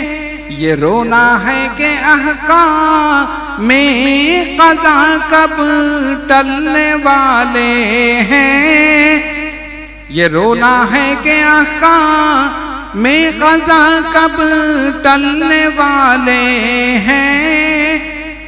مجھے آتا ہے رونا اس قیامت خیز منظر پر, مصیبت آئے گی میری وجہ سے آل اطہر پر. میں اس سے نہیں رو رہا کہ مجھے قتل کیا جا رہا, میں صرف وہ منظر دیکھ کر میری آنکھوں سے آنسو جاری ہیں. جب میرے ساتھ یہ ہو رہا ہے تو حسین آئیں گے تو تم ان کے ساتھ کیا کرو؟ بدبختوں, تم نے خطوط لکھ کے بلایا اور بے وفائی کی, میں صرف اس لیے رو رہا ہوں. اسی اثنا میں وہ جلاد بدبخت آگے بڑھا اور اس نے ایک ہی بار میں آپ کا سر تن سے جدا کر دیا اور آپ کے جسم مبارک کو اوپر سے پھینکا گیا، ہڈیاں چور چور ہو گئیں اور اس کے بعد پیروں سے گھسیٹ کر اس کو گلیوں میں گھمایا گیا، اور ان بدبختوں نے کہا دیکھو جو یزید کی مخالفت کرے گا، جو بغاوت کرے گا، اس کا انجام یہی ہوگا، اور سب کو ڈرا دیا۔ امام مسلم کی شہادت ہو گئی۔ آپ کے 2 بچے تھے، محمد اور ابراہیم، وہ ہانی بن عروہ کے یہاں تھے۔ انہوں نے وہاں سے قاضی شریح کے یہاں بھیجے اور کہا کہ دیکھو یہ معصوم بچے ہیں، کہیں ایسا نہیں کہ ابن زیاد کا رخ ادھر ہو جائے اور ان کو بھی پکڑ کے وہ ختم کر دے۔ تو اپنے بیٹے اسد کو انہوں نے بھیجا کہ یہ مدینے جانے والی جو شاہراہ ہے یہاں سے قافلے جاتے ہیں، کوئی قافلہ تمہیں نظر آئے ان بچوں کو قافلے کے ساتھ کر دیں، یہ خود بخود مدینہ طیبہ پہنچ جائیں گے، وہاں پہ اہل بیت موجود ہے، وہ ان کو لے لیں گے، یہ خود بھی مدینہ طیبہ سے واقف۔ قاضی شریح کا بیٹا اسد ان دونوں بچوں کو لے کے نکلا، لیکن احکام قضاء و قدر نافذ ہو چکے تھے، شہادت ان کے لیے مقدر ہو چکی تھی۔ دوپہر کا وقت گزرا، شام کا وقت ہوا، سورج غروب ہونے کا وقت ہوا، سامنے سے قافلہ آتا ہوا نظر آیا۔ تو قاضی شریح کے بیٹے نے کہا کہ دیکھو بچوں یہ قافلہ آ رہا ہے، تم اس میں شامل ہو جانا، میں اپنے گھر جا رہا ہوں، تم یہیں کھڑے رہو، جیسے ہی قافلہ آئے اس میں تم شامل ہو جانا، یہ مدینہ طیبہ جا رہا ہے، یہ وہی راستہ ہے، یہ آگے چلا جائے گا، تم مدینہ پہنچ جاؤ گے۔ انہوں نے کہا ٹھیک۔ تھوڑی دیر میں وہ قافلے کے جو آثار تھے نا، گرد و غبار جو اڑتا تھا کہ نظر آتا تھا کوئی قافلہ آ رہا ہے، وہ سب غائب، نہ کوئی قافلہ نہ کوئی گرد و غبار، کچھ نہیں۔ بچے حیران کہ وہ کدھر گیا قافلہ، وہ گرد و غبار اڑ رہا تھا، وہ ایک آثار تھے سب ختم ہو گئے، پریشان ہوئے، ایک دوسرے سے لپٹ کر رونے لگے۔ ایک لونڈی پانی بھرنے کے لیے آئی تو اس نے دیکھا کہ درخت کے پاس 2 بڑے حسین و جمیل خوبصورت بچے آپس میں لپٹ کر رو رہے۔ اس نے پوچھا تم کون ہو؟ بچے ڈر گئے۔ اس نے جب پیار محبت سے پوچھا، انہوں نے کہا ہم مسلم بن عقیل کے فرزند۔ اچھا مسلم بن عقیل کے؟ اس نے فوراً ان بچوں کو اٹھایا، اپنے ساتھ لے کر اپنے گھر گئی، اور اس کی مالکہ جو تھی جس کی وہ ملازمہ تھی وہ محبہ اہل بیت تھی، ان کو جا کر بتایا۔ اس نے کہا اچھا۔ اس نے ان بچوں کو نہلایا، اچھے کپڑے پہنائے، کھانا وانا کھلایا، لیکن افسوس کی بات یہ تھی کہ وہ خود تو محبہ تھی، اس کا جو شوہر تھا وہ اہل بیت کا دشمن تھا۔ ادھر ابن زیاد کا خیال ہوا کہ مسلم کو تو قتل کر دیا گیا، شہید کر دیا گیا، ان کے بچے تھے وہ کدھر گئے؟ اس نے لوگوں کو دوڑایا، جو ان بچوں کو لے کر آئے گا اس کو ایک گھوڑا، ایک جوڑا اور اتنے 1000 درہم و دینار دیے جائیں گے۔ لوگ لالچ میں دوڑ پڑے، کوئی ادھر کوئی ادھر دوڑتے رہے، کسی کو سراغ نہیں ملا۔ اس عورت کا شوہر بھی سارا دن گھومتا رہا، اس نے بچوں کو کھانا کھلایا، ایک کمرے میں لٹا دیا، یہاں آرام سے سو جاؤ۔ رات کے وقت اس کا شوہر آیا تھکا ہارا، تو بیوی نے کہا کہاں تھے؟ کہا ارے سارا دن میں مسلم کے بچوں کو ڈھونڈتا رہا۔ کیوں؟ کہا انعام ملے گا، دولت، دینار۔ اس نے کہا بدبخت، آل رسول کے بچوں کو؟ ہاں مجھے کچھ نہیں چاہیے، مجھے صرف دولت چاہیے۔ بہرحال اب وہ ڈر گئی کہ بچے تو برابر کمرے میں سو رہے ہیں۔ اس نے اس کو کھانا وانا دیا، کہا تم سو جاؤ۔ اس نے سوچا کہ میں بعد میں کچھ کروں گی، لیکن وہی بات تھی کہ قضاء و قدر کے احکام نازل ہو چکے تھے۔ اچانک بچوں نے چیخ ماری اور نیند سے بیدار ہو گئے۔ ادھر اس کی آنکھ کھل گئی، اس نے کہا کون ہے یہ تو کسی بچے کی آواز ہے۔ اس عورت نے کہا نہیں کوئی نہیں، کہا نہیں مجھے بتاؤ۔ اس چراغ لے کر گیا کمرے میں، جا کے دیکھا کہ 2 بچے آپس میں لپٹ کر رو رہے ہیں۔ پوچھا تم کون ہو؟ بچے تو سمجھ رہے تھے یہ ہمارے محبوں کا مکان ہے۔ انہوں نے کہا مسلم بن عقیل۔ اس نے کہا واہ واہ، دولت تو میرے گھر میں سارے دن گھومتا رہا، بس ٹھیک ہے میں تو اب کام کروں گا۔ اس نے بڑے مشکل سے رات گزاری اور صبح ہوئی تو اب وہ ان بچوں کو لے کے چلا۔ جب وہ بچوں کو لے کے چلا تو اس کی بیوی پیچھے پیچھے دوڑ رہی ہے۔ شاعر کہتا ہے جس وقت نمودار ہوئے صبح کے آثار، پھر لے کے چلا ہے یتیموں کو جفاکار۔ चिल्लाती चली पीछे ज़ईफ़ा जिगर अफ़गार, बिन बाप के बच्चे हैं जालिम ना इन्हें मार। क्यों फातिमा ज़हरा को रुलाता है कफन में, दो फूल तो रहने दे मोहम्मद के चमन में। बदबख्त क्या कर रहा है? अरे ये मासूम है, इनका क्या कसूर है? इनको छोड़ दे। ये फातिमा ज़हरा रज़ी अल्लाह ताला अन्हा के बाग की मासूम कलियां हैं, ये मासूम फूल हैं। लेकिन उसके ज़हन पर लालच सवार थी। उसने कहा नहीं नहीं, मैं नहीं छोड़ूंगा। बच्चों ने कहा अच्छा तू ऐसा कर, हमारे गेसू काट दे, बाल काट दे, हमें गुलाम बना ले।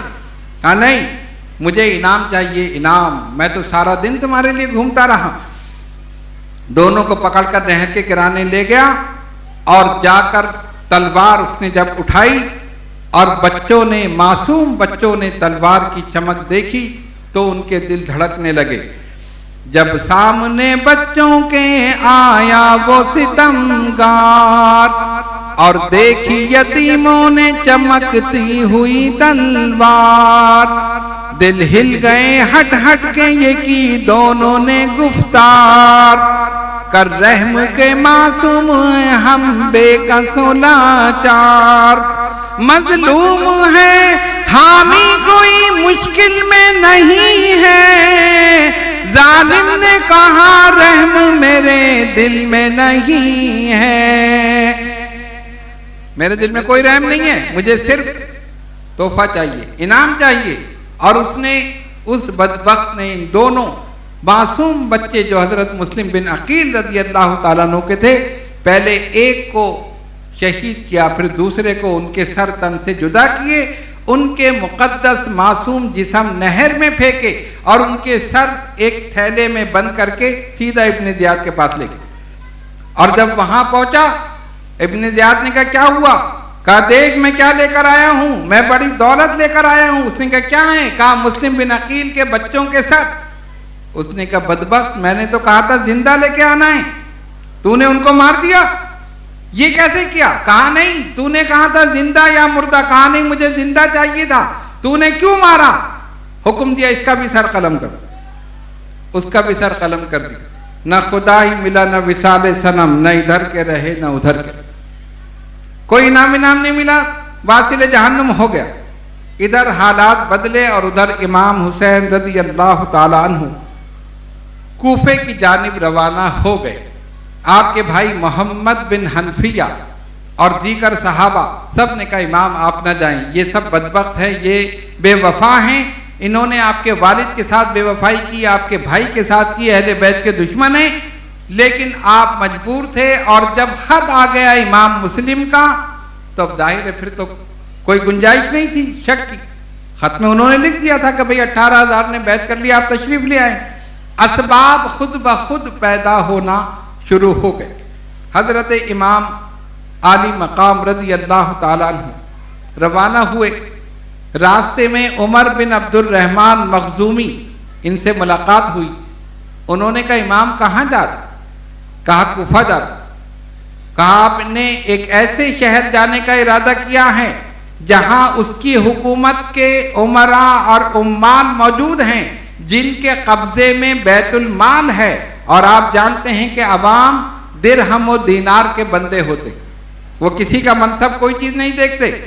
तो आप न जाएं, आपको पता है वो लालच देंगे, ये सब आपका साथ छोड़ देंगे। लेकिन बहरहाल इमाम अली मकाम आगे बढ़ते रहे। इनके बाद अब्दुल्ला इब्न अब्बास रज़ी अल्लाह ताला अन्हुमा आए, उन्होंने भी आपको कूफे जाने से रोका। इसी तरह दीगर आते रहे, लेकिन क़ज़ा व क़द्र के अहकामात नाजिल हो चुके थे। इमाम अली मकाम हज़रत मुस्लिम बिन अकील रज़ी अल्लाह ताला अन्हु का ख़त पढ़कर फिर रवाना हो गए। रास्ते में इमाम ने अपने एक साथी कैस बिन मुसहर अस-सैदावी, उसको एक ख़त लेकर कूफे वालों के नाम लिखा और भेजा, ये ख़त वहाँ पहुँचाओ और बताओ कि हम आ रहे हैं। वो ख़त लेकर जैसे ही हुदूद कूफा में दाखिल हुआ, इब्न ज़ियाद के सिपाहियों ने पकड़ लिया। ख़त देखा, उसके सामने पेश किया। उसने कहा इसको दारुल इमारत की छत पे ले जाकर कत्ल कर दो और इसकी लाश ऊपर से फेंक दो। इमाम का یہ خادم یہ غلام امام پر نثار ہو گیا۔ آپ کا قافلہ آگے بڑھتا رہا، راستے میں عبداللہ بن متی سے ملاقات ہوئی۔ امام علی مقام بطن ذی روما سے آگے بڑھے، ایک کنویں پر پہنچے۔ عبداللہ بن متی نے کہا آپ کو حرمت اسلام، حرمت قریش، حرمت عرب ان سب کا واسطہ دیتا ہوں آپ کوفے نہ جائیں۔ لیکن آپ نے فرمایا نہیں، ہمیں آگے ہی بڑھنا ہے، ہمیں اب پیچھے نہیں ہٹنا ہے، کیونکہ ابھی تک آپ وہاں کے حالات سے بے خبر تھے اور یہ بھی نہیں پتا تھا کہ جو میں نے اپنا ایک خط لے کر جس کو بھیجا ہے اس کو بھی قتل کر دیا گیا۔ امام علی مقام آگے بڑھتے رہے، مقام سالبہ پر پہنچے تو وہاں پر آپ کو حضرت مسلم بن عقیل اور ہانی بن عروہ کی شہادت کی خبر ملی۔ حیران ہوئے کہ یہ کیا ہوا۔ جس دم یہ سنا شاہ نے مسافر کی زبانی، آنکھوں سے بہے اشک جگر ہو گیا پانی، فرمایا کہ راحت میں ہماری خلل آیا، منزل پہ نہ پہنچے کہ پیام اجل آیا۔ یہ کیا ہوا؟ ابھی تو ہم سن رہے ہیں کہ 18,000 نے بیعت کر لی اور سب بیعت کرنے کے لیے تیار ہیں، اور ابھی خبر مل رہی ہے مسلم کو شہید کر دیا گیا، ہانی بن عروہ کو شہید کر دیا گیا، ان کی لاشوں کو گھسیٹا جا رہا ہے۔ حیران ہوئے، وہیں پر آپ نے قافلہ روک دیا امام علی مقام نے۔ پھر آپ نے ایک تقریر کی اپنی جانثاروں کے ساتھ، 72 نفوس آپ کے ساتھ تھے، آپ کے اہل و عیال بھی تھے، بھانجے بھتیجے بھی تھے، دیگر جو آپ کے ساتھ تھے آپ کے جانثار۔ امام نے فرمایا سنو، ہم جنگ کرنے کے لیے نہیں جا رہے تھے، ہمارا مقصد حکومت حاصل کرنا نہیں، اب حالات بدل چکے ہیں، ہمارا موقف صرف یہ تھا کہ یزید فاسق اور فاجر ہے اور فاسق اور فاجر کے ہاتھ پہ بیعت نہیں کی جا سکتی، اگر ہم کر لیں، یعنی اگر امام حسین کر لیتے تو ساری امت کر لیتے، وہ شہزادہ رسول نے بیعت کر لی تو پھر تو کوئی مسئلہ ہی نہیں ہے۔ تو فرمایا سنو، تم نے دیکھ لیا حالات بدل گئے، مسلم بن عقیل ہانی بن عروہ کو شہید کر دیا گیا، مسلم کے بچوں کو شہید کر دیا گیا، ساری خبریں آ رہی ہیں، اب ہمیں تو آگے جانا ہے، جس کو پیچھے جانا ہو چلا جائے، ہمیں کوئی اعتراض نہیں، میں کسی کو میری طرف سے کسی پر کوئی ملامت نہیں۔ اور بعض روایتوں میں آیا کہ آپ نے یہ کہہ کر چراغ بجھا دیا، رات ہو گئی، لیکن جب صبح ہوئی تو ان میں سے ایک آدمی بھی نہیں ہلا تھا، سب کے سب موجود۔ یہ تھے صحیح محبت کرنے والے، جو مصیبت میں، جو مشکل وقت میں امام کے ساتھ تھے۔ کہا آپ یہ کیسے کر رہے ہیں، مشکل وقت میں شہزادہ رسول کو چھوڑ کے چلے جائیں تو قیامت میں رسول اللہ صلی اللہ علیہ وسلم کو کیا منہ دکھائیں؟ نہیں، یہ نہیں ہو سکتا۔ آپ آگے بڑھتے رہے یہاں تک کہ 2 محرم الحرام 61 ہجری بروز جمعرات اپنے اہل و عیال کے ساتھ میدان میں خیمہ زن ہو گئے۔ ایک روایت میں یہ بھی آیا کہ ابن زیاد نے حر کو بھیجا، حضرت حر جو بعد میں آپ کے ساتھ ہی لڑے آپ کی طرف سے اور وہ شہید ہوئے، کہ جاؤ امام کو گرفتار کر کے لاؤ۔ وہ آئے اور انہوں نے آ کر کہا کہ آپ ایسا کریں کہ رات میں آپ چلے جائیں، صبح میں کہہ دوں گا کہ بھائی مجھے ملے نہیں، وہ شاید رات میں چلے۔ ایک روایت کے مطابق، بہت ساری روایتیں، تو امام نے سواری تیار کر لی، چلتے رہے، صبح ہوئی تو اپنے آپ کو اسی مقام پر پایا جہاں سے چلے تھے۔ اس نے کہا امام آپ گئے نہیں؟ فرمایا گئے تو تھے لیکن جا نہیں سکے، گئے تو تھے لیکن جا نہیں سکے۔ بہرحال آپ نے پھر ایک گزرنے والے سے پوچھا کہ جس مقام پر ہم کھڑے ہیں اس مقام کا نام کیا ہے؟ اس نے کہا اس مقام کا نام ہے کربلا۔ جو ہی لفظ کربلا سنا، امام نے کہا سچ فرمایا تھا میرے نانا جان جناب محمد الرسول اللہ صلی اللہ علیہ وسلم نے، حسین کی شہادت گاہ کربلا ہے، اگر واقعی یہ کربلا ہے تو اب ہم واپس نہیں جائیں گے، ہمیں اسی کو تو بسانا ہے، اسی کو تو اپنے خون سے سنوارنا ہے، اب یہیں پر ہی ہمیں رہنا ہے۔ کسی نے جب وطن پوچھا تو یوں حضرت نے فرمایا مدینے والے کہلاتے تھے، اب ہیں کربلا والے مدینے والے کہلاتے تھے، اب ہیں کربلا والے۔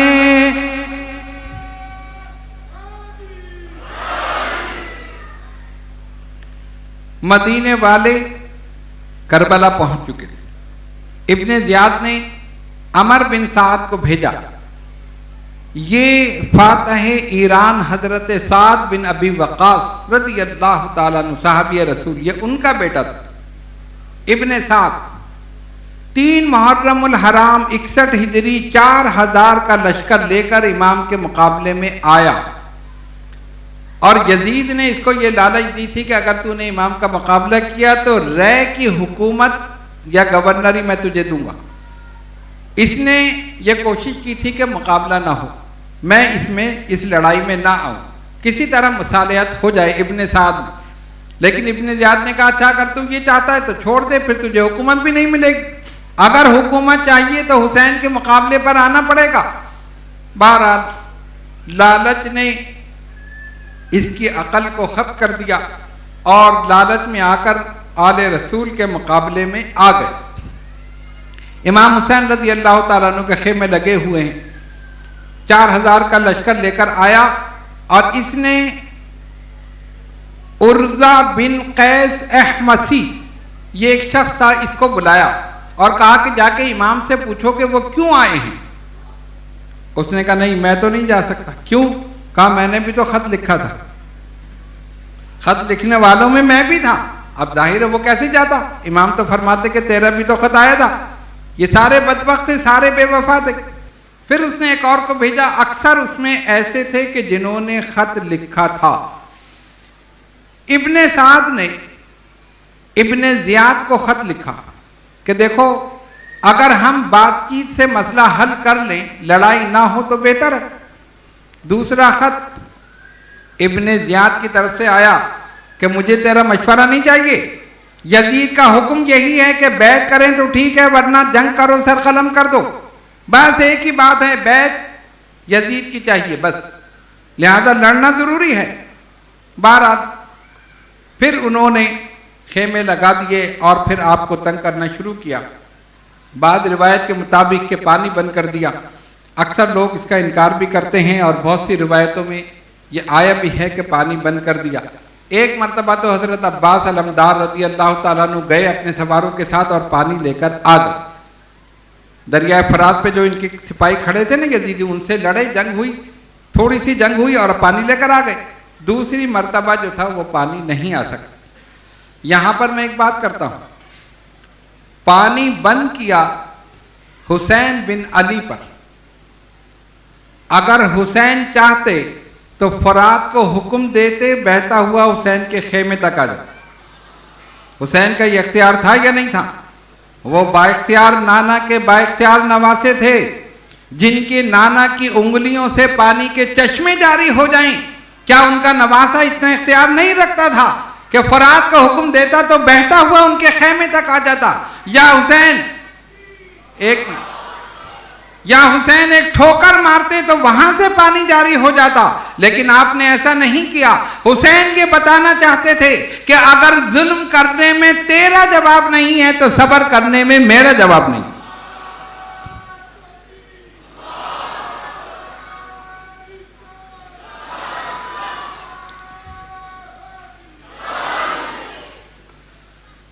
سلطان الہند، ولی الہند، خواجہ خواجگاں معین بے کساں، والی ہندوستان عطائے رسول، خواجہ معین الدین چشتی اجمیری، جب وہاں پر راجہ نے پانی بند کیا، ایک پیالہ بھیجا، اسی میں سارا آنا ساگر اسی میں لے لیا، پیالے میں کوزے میں پانی کو بند کرنے والی مثال خواجہ صاحب نے بتا دی۔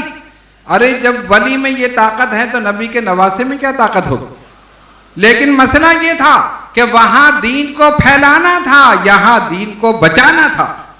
وہاں دین کو پھیلانا تھا تو دریا کو کوزے میں بند کر دیا، یہاں دین کو بچانا تھا تو حسین نے صبر کی انتہا کر دی اور بتا دیا کہ اگر ظلم کرنے میں تو بے مثال ہے تو صبر کرنے میں حسین بے مثال۔ اس کے بعد ابن سعد نے کئی آپ سے باتیں کی، گفتگو کی، اور کوشش کی کہ کسی طرح گفت و شنید سے مسئلہ حل ہو جائے، جنگ نہ ہو۔ امام نے فرمایا میری 3 شرطیں ہیں، 3۔ یا تو یہ کہ میں جہاں سے آیا ہوں مجھے وہیں واپس جانے دیں، میں چلے جاؤں۔ دوسری شرط یہ ہے کہ مجھے ڈائریکٹ یزید کے پاس لے جاؤ، میں خود اپنا مسئلہ حل کر لوں، میں اس سے بات کر لوں گا، کوئی نہ کوئی نتیجہ نکل آئے گا۔ اور تیسری شرط یہ ہے کہ مجھے مملکت اسلامیہ کے کسی سرحدی علاقے کی طرف جانے دو، میں وہیں لوگوں میں تبلیغ کرتے ہوئے اپنی زندگی گزار دوں۔ وہ اس بات پر راضی ہوا، لیکن ابن سعد نے جب ابن زیاد کو بتایا تو اس نے کہا نہیں، یہ نہیں ہو سکتا، بس ایک ہی بات ہے، بیعت کریں یا پھر لڑنے کے لیے تیار ہو جائے، اور ہم یا تو بیعت لیں گے یا پھر سر ان کو کا اتار دیں گے۔ 9 محرم الحرام 61 ہجری بروز جمعرات امام علی مقام اپنے خیمے کے پاس سر گھٹنوں میں رکھ کر بیٹھے ہوئے ہیں۔ نیند آ گئی، خواب میں نبی پاک علیہ الصلوۃ والسلام کو دیکھا، حسین تم ہمارے پاس آنے والے ہو، حسین تم ہمارے پاس آنے والے۔ جیسے ہی آپ کی آنکھ کھلی آپ سمجھ گئے کہ وقت شہادت قریب ہے۔ حضرت انس بن حارث رضی اللہ تعالیٰ عنہ فرماتے ہیں کہ میں نے رسول اللہ صلی اللہ علیہ وسلم سے سنا، آپ نے فرمایا میرا یہ بیٹا اس زمین میں قتل کر دیا جائے گا، لہذا جس سے ہو سکے کہ اگر وہاں موجود ہو تو وہ اس میرے بیٹے حسین کی مدد کرے۔ چنانچہ یہ وہاں موجود تھے، یہ اس لشکر میں شامل ہوئے اور امام عالی مقام پر قربان ہو گئے، شہید ہو گئے۔ ابن سعد نے اپنے سواروں کو جمع کیا اور کہا کہ جنگ شروع کرو۔ جب وہاں سے کچھ ہلجل ہوئی، شور و غل ہوا، حضرت عباس علمدار رضی اللہ تعالیٰ عنہ تشریف لائے۔ امام نے فرمایا میں جاتا ہوں، کہا نہیں آپ نہیں جائیں، میں جا کے بات کرتا ہوں۔ فرمایا ان سے صرف ایک بات کرو، پہلے ان سے پوچھو کہ وہ کیا چاہتے ہیں۔ جب یہ گئے اور بات کی، انہوں نے کہا ہم صرف جنگ چاہتے ہیں اور کچھ نہیں، یا تو یزید کی بیعت کر لیں یا جنگ کر لیے تیار ہو جائیں۔ انہوں نے آ کر بتایا، امام نے فرمایا ٹھیک ہے، ہمیں تو یہ معلوم تھا، اور ہم بھی فاسق و فاجر کے ہاتھ پہ بیعت نہیں کریں گے۔ حسین سر دے سکتا ہے، فاسق اور فاجر کے ہاتھ میں ہاتھ نہیں دے سکتا۔ جو آپ نے کہا آخری وقت تک اس پر قائم رہے۔ حضرت عباس سے فرمایا ان سے کہو کہ صرف ایک رات کی مہلت دیں، اس رات میں ہم عبادت کریں گے، سجدے کریں گے، نمازیں پڑھیں گے، نوافل پڑھیں گے، عبادت جو کچھ کرنا ہوگا ہم کریں گے، کل انشاءاللہ جنگ ہوگی۔ انہوں نے مہلت دے دی، یعنی آج کی رات، یہ جو آج ہے نا عاشورے کی رات، یہ وہی رات۔ امام علی مقام نے پھر ایک مرتبہ اپنے رفقا کو جمع کر کے تقریر کی اور کہا کہ میں ایک مرتبہ پھر اپنے جانثاروں سے کہتا ہوں، اپنے اہل و عیال رشتہ دار جتنے بھی ہیں، میں سب سے ایک بات کر رہا ہوں، اب تمہیں پتہ ہے کہ کل جنگ ہونی ہے اور جنگ کا جو نتیجہ ہے تمہیں معلوم ہے، لہذا میری طرف سے اجازت ہے، جو بھی جانا چاہے میری طرف سے کوئی ملامت نہیں ہے، اجازت ہے وہ چلا جائے۔ لیکن وہ تو حقیقی جانثار تھے، سچے وفادار تھے۔ انہوں نے کہا حسین اس مشکل وقت میں اگر چھوڑ دیں تو قیامت میں رسول اللہ صلی اللہ علیہ وسلم کو کیا منہ دکھائیں، ایسا نہیں ہوگا، ہم اپنے خون کا آخری قطرہ تک بہا دیں گے لیکن آپ کا ساتھ نہیں چھوڑیں گے۔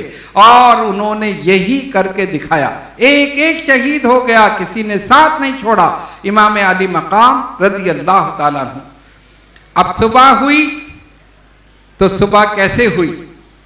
سجدوں سے نمازوں سے یہ رفعت کی سحر ہے، رونے کی تزلزل کی عبادت کی سحر ہے، ہائے یہ سحر رنج و مصیبت کی سحر ہے، عاشور محرم ہے شہادت کی سحر ہے، لٹنے کا تباہی کا پریشانی کا دن ہے، اولاد پیغمبر کی یہ قربانی کا دن ہے، اولاد پیغمبر کی یہ قربانی کا دن ہے۔ تیار ہو گئے ساتھ؟ ایک بدبخت شخص تھا جس کا نام تھا ابن حوزہ۔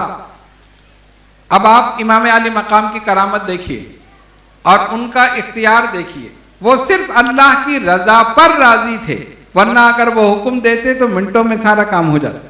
صرف اللہ کی رضا پر کہ جو کچھ اللہ کی رضا وہی ہماری رضا.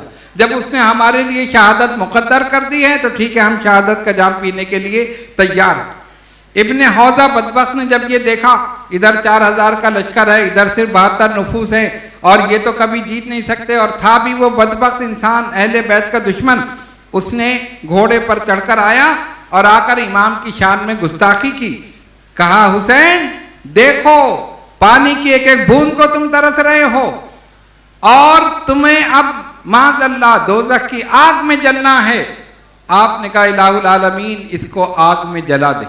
زبان مبارک سے نکلا، گھوڑا اس کو لے کے بھاگا، وہ گھوڑے سے نیچے گرا لیکن اس کا پیر گھوڑے کی رکاب میں پھنس گیا. اب گھوڑا میدان میں دوڑ رہا ہے، اس کا جسم گھسٹ رہا. اور ایک طرف خندق میں جب آگ لگی ہوئی تھی، گھوڑا اس کو لے کے گھومتا رہا، وہ مر گیا، اس کا جسم ریزہ ریزہ ہو گیا. گھوڑے نے بعد میں جا کر اسے آگ میں ڈالا. جہنم سے پہلے دنیا کی آگ میں جل گیا. حسین نے بتا دیا دیکھو میرا اختیار یہ ہے، میرا اختیار یہ ہے.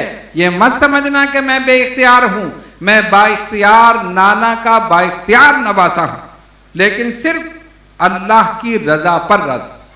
ایک روایت یہ بھی ملتی ہے کہ حضرت حر جو پہلے آپ کو گرفتار کرنے کے لیے آئے تھے، یزیدی فوج میں تھے، اور انہوں نے جب یہ دیکھا، فوجیوں نے کہا کیا بات ہے تمہاری حالت کچھ تبدیل ہو رہی ہے؟ کہا ہاں بالکل، میں سوچ رہا ہوں کہ شاید میں غلطی پر ہوں.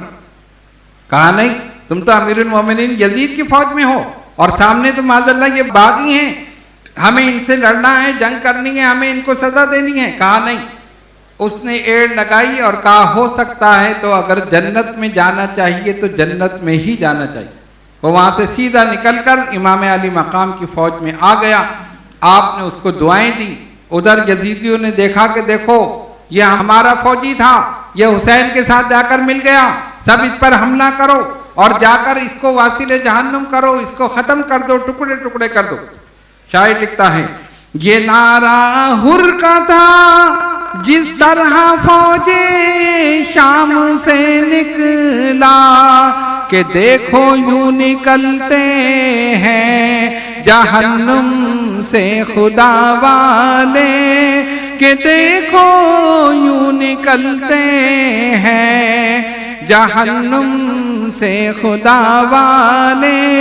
حقیقت میں خدا ان کا تھا اور یہ تھے خدا والے، حقیقت میں خدا ان کا تھا اور یہ تھے خدا والے.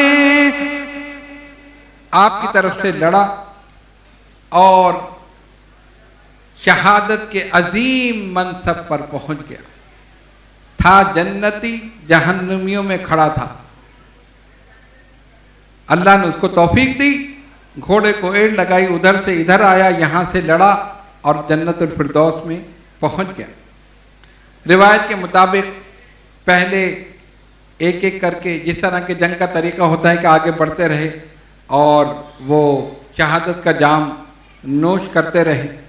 اس کے بعد خاندان رسالت کے افراد آگے آئے، انہوں نے جنگ کی اور آپ کی فوج کے علمدار حضرت عباس علمدار رضی اللہ تعالی عنہ جو فوج کے سپہ سالار تھے، جب وہ پہنچے تو انہوں نے جو کچھ کہا، شاعر کہتا ہے انہوں نے لشکر یزید کے سامنے جا کر کہا ہاں مجھ کو رکھو یاد میں حیدر کا پسر ہوں اور باغ نبوت کے شجر کا میں ثمر ہوں، میں دیدہ ہمت کے لیے نور نظر ہوں، پیاسا ہوں مگر ساقی کوثر کا پسر ہوں، واللہ میری ضرب تماچا ہے بلا کا، دل بند ہوں میں شیر خدا کا.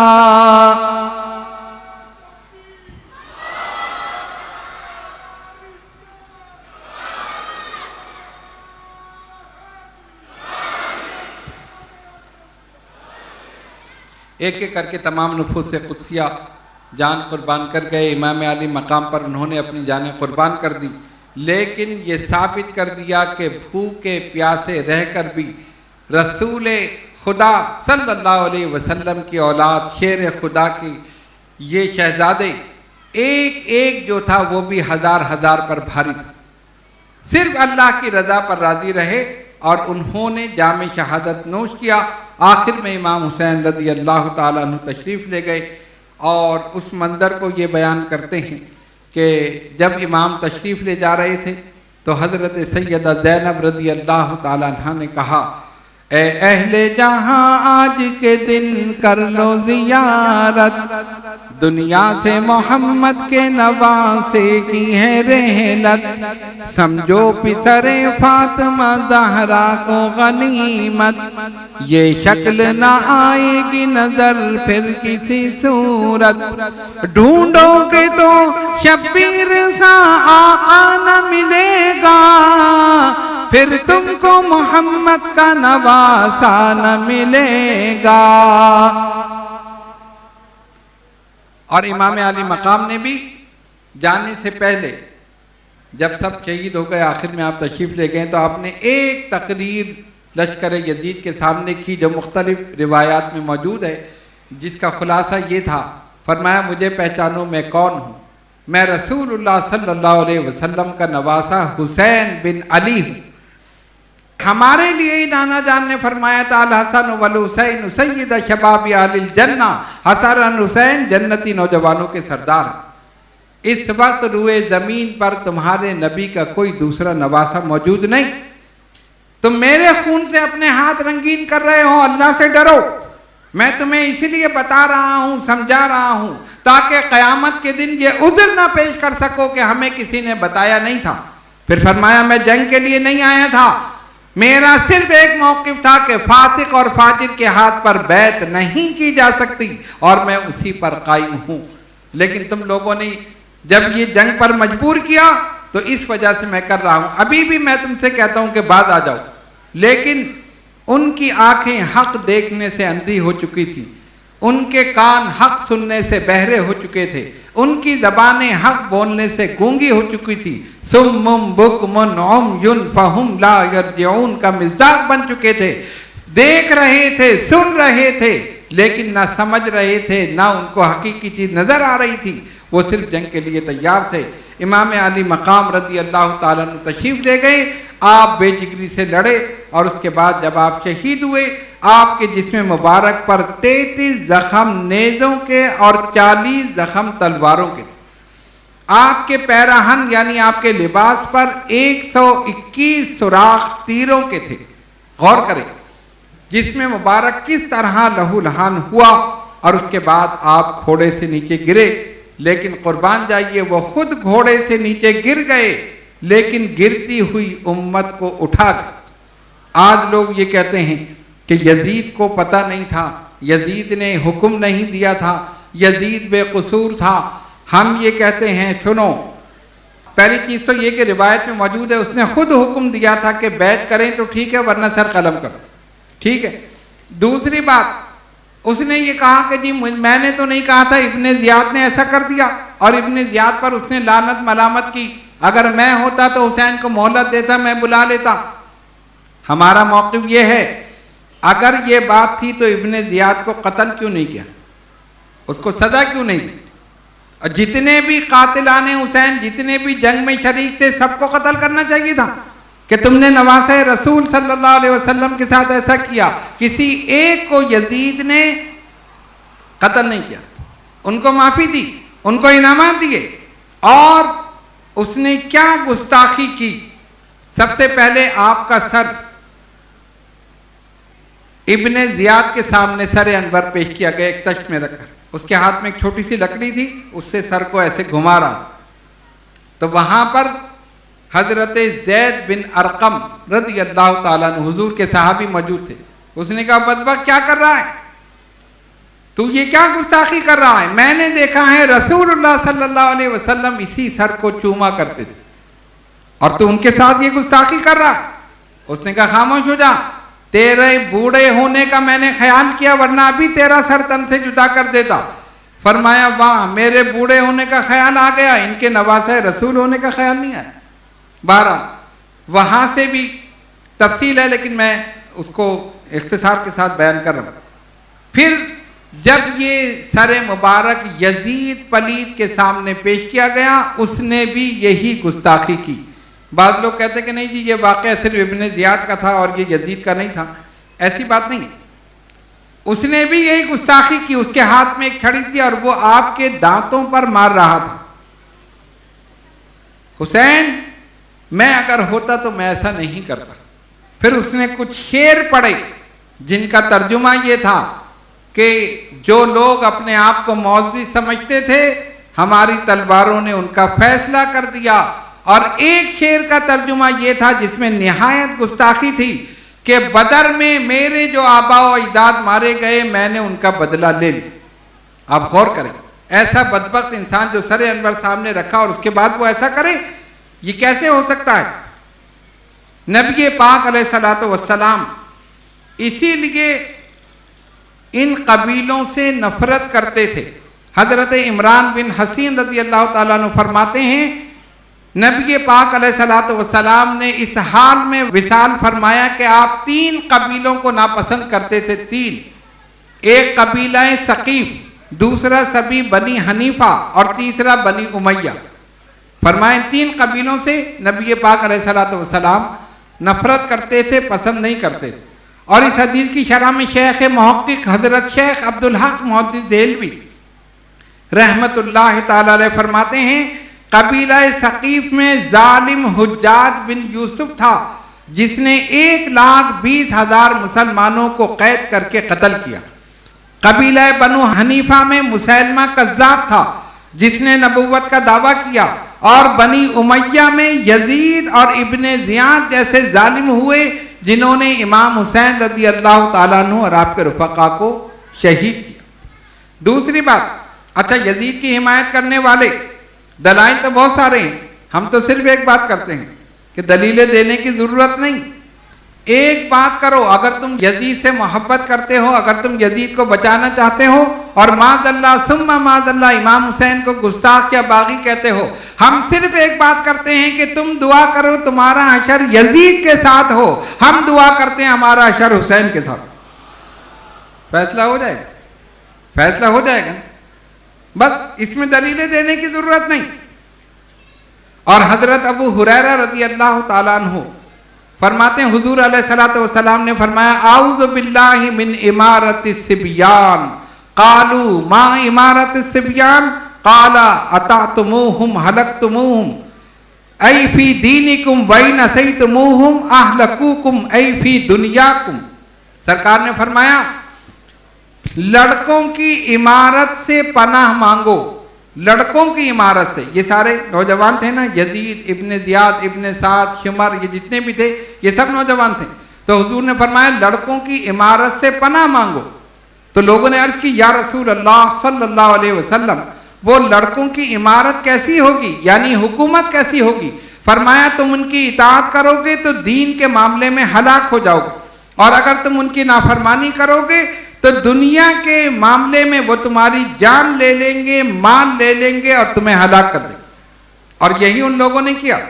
حضرت ابو سعید خدری رضی اللہ تعالیٰ عنہ فرماتے ہیں رسول اللہ صلی اللہ علیہ وسلم نے فرمایا وہ ناخلف 60 ہجری کے بعد ہوں گے جو نمازوں کو ضائع کریں گے، شہوات کی پیروی کریں گے، اور ان قریب جہنم میں ڈال دیے جائیں گے۔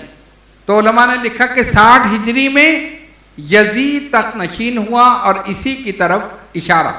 حضرت ابو ہریرہ رضی اللہ تعالیٰ عنہ فرماتے تھے یا الہ العالمین 60 ہجری کا سال اور لڑکوں کی حکومت مجھے دیکھنا نصیب نہ ہو۔ حافظ ابن حجر عسقلانی نے ابن ابی شیبہ سے روایت کی ہے، کہتے ہیں کہ ان ابا ہریرہ کان یمشی فی السوق، حضرت ابو ہریرہ رضی اللہ تعالیٰ عنہ بازار میں چلتے تھے، وَيَقُولُ اور وہ کہتے تھے اللہم لا تدرکنی سنۃ 60 وَلِعِمَارَةِ الصِّبْيَانِ فتح الباری۔ حضرت ابو ہریرہ جب بازار میں چلتے تھے تو دعا کرتے تھے اے الہ العالمین 60 ہجری اور لونڈوں کی حکومت، لڑکوں کی حکومت مجھے دیکھنا نصیب نہ ہو۔ اسی لیے 59 ہجری میں ان کا وصال ہو گیا، کس کا؟ حضرت ابو ہریرہ رضی اللہ تعالی عنہ۔ اچھا جب یہ واقعہ کربلا ہوا اور امام زین العابدین رضی اللہ تعالی عنہ کے ہاتھ میں بیڑیاں ڈال دی گئیں، زنجیریں ڈال دی گئیں، اور پاکیزہ مقدس بیویوں کو اونٹ کی ننگی پیٹھ پر بٹھایا گیا، ان کی چادریں چھین لی گئیں، تو امام زین العابدین رضی اللہ تعالیٰ عنہ نے وہیں سے کچھ اشعار کہے رسول اللہ صلی اللہ علیہ وسلم کی بارگاہ میں۔ انہوں نے کہا ان التجا ریح الصبا یوما الى ارض الحرم بلغ سلامی روزة فیہا النبی المحترم۔ انہوں نے باد صبا کو پیغام دیا، اے ہوا میرا یہ پیغام میرے نانا تک پہنچا دے۔ ان التجا ریح الصبا یوما الى ارض الحرم بلغ سلامی روزة فیہا النبی المحترم۔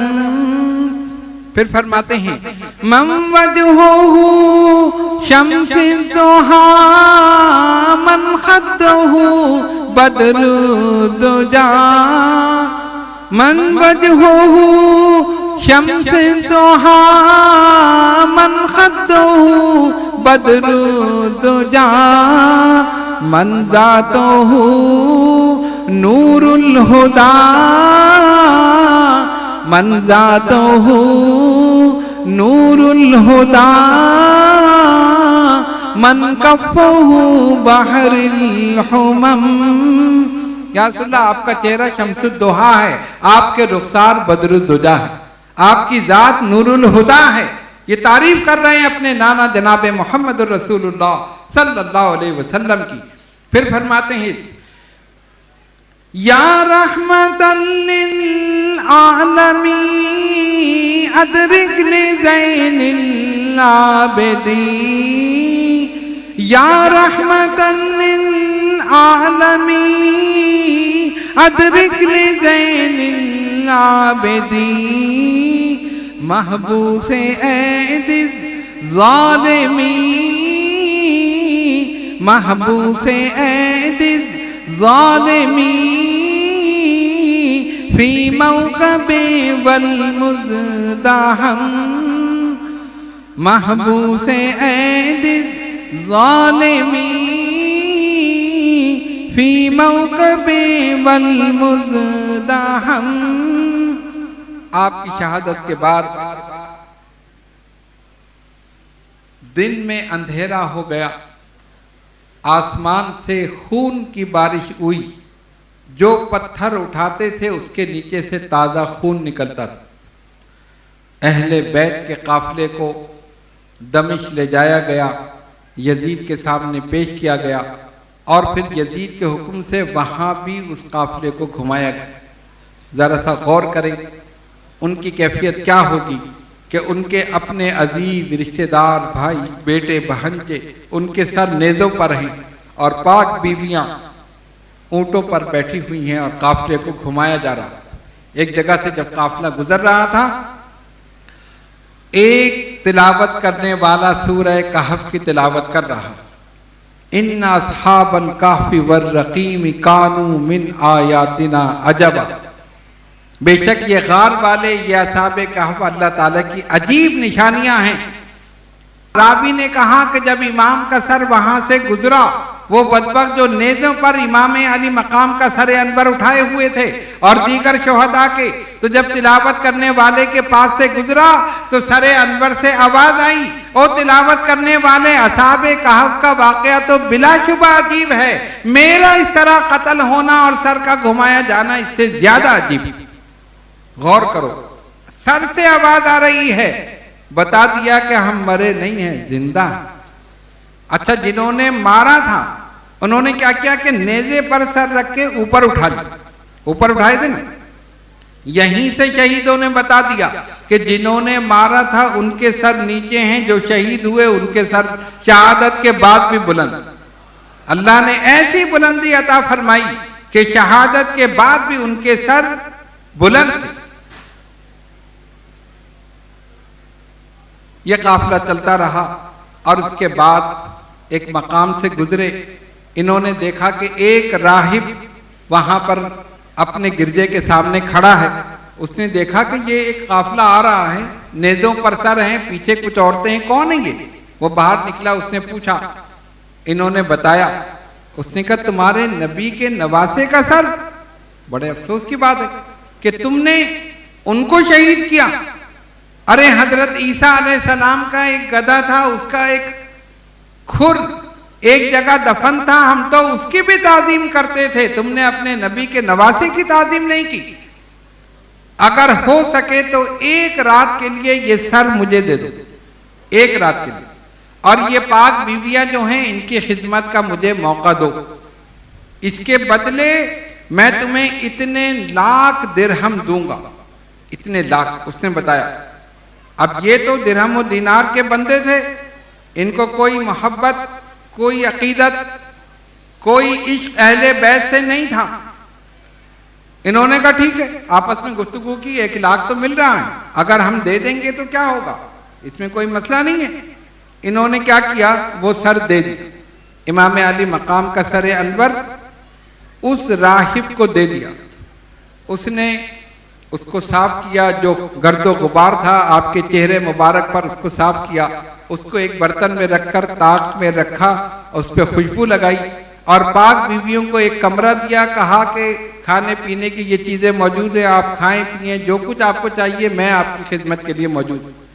غور کرو، مسلمانوں نے یہ کیا، امتیوں نے یہ کیا، اور جو امتی نہیں تھا اس نے کیا کیا۔ لیکن اب دیکھو اہل بیت کی خدمت کا صلہ کیا ہے۔ ساری رات وہ ہاتھ باندھ کر امام علی مقام کے سر انور کے آگے کھڑا رہا، اور اس نے دیکھا کہ آسمان سے پرندے آتے تھے، سر کا طواف کرتے تھے، چلے جاتے تھے۔ انہوں نے صرف رقم لی، پیسہ لیا اور دے دیا، اور اپنے شراب میں لگے گئے، پینے میں لگ گئے۔ ادھر اس نے کیا کیا کہ سر انور کے سامنے ہاتھ باندھ کے کھڑا ہے۔ شاعر لکھتا ہے، سر اقدس انہوں نے دے دیا اس کو رقم لے کر، دیا راہب نے پہلے غسل پھر خوشبو ملی اس پر، ادب کے ساتھ بیٹھا اس کو اپنے سامنے رکھا، گزاری رات بھر اس طرح جب وہ دیکھتا روتا، جو نازل ہوتے تھے انوار رحمت آپ کے سر پر، نظر آتا رہا راہب کو ان انوار کا منظر، اسی باعث وہ مذہب سے وہ اپنے ہو گیا تائب، باخلاص و عقیدت اب مسلمان ہو گیا راہب۔ سر اقدس کی تعظیم کا نتیجہ اور صلہ یہ ملا کہ ساری رات تو وہ ہاتھ باندھ کے کھڑا رہا، روتا رہا، سر انور پہ خوشبو ملی، جب صبح ہوئی تو خود بخود اس کی زبان پر کلمہ جاری ہو گیا اور اسلام لے آیا۔ یہ کرامت تھی امام علی مقام رضی اللہ تعالی عنہ کی۔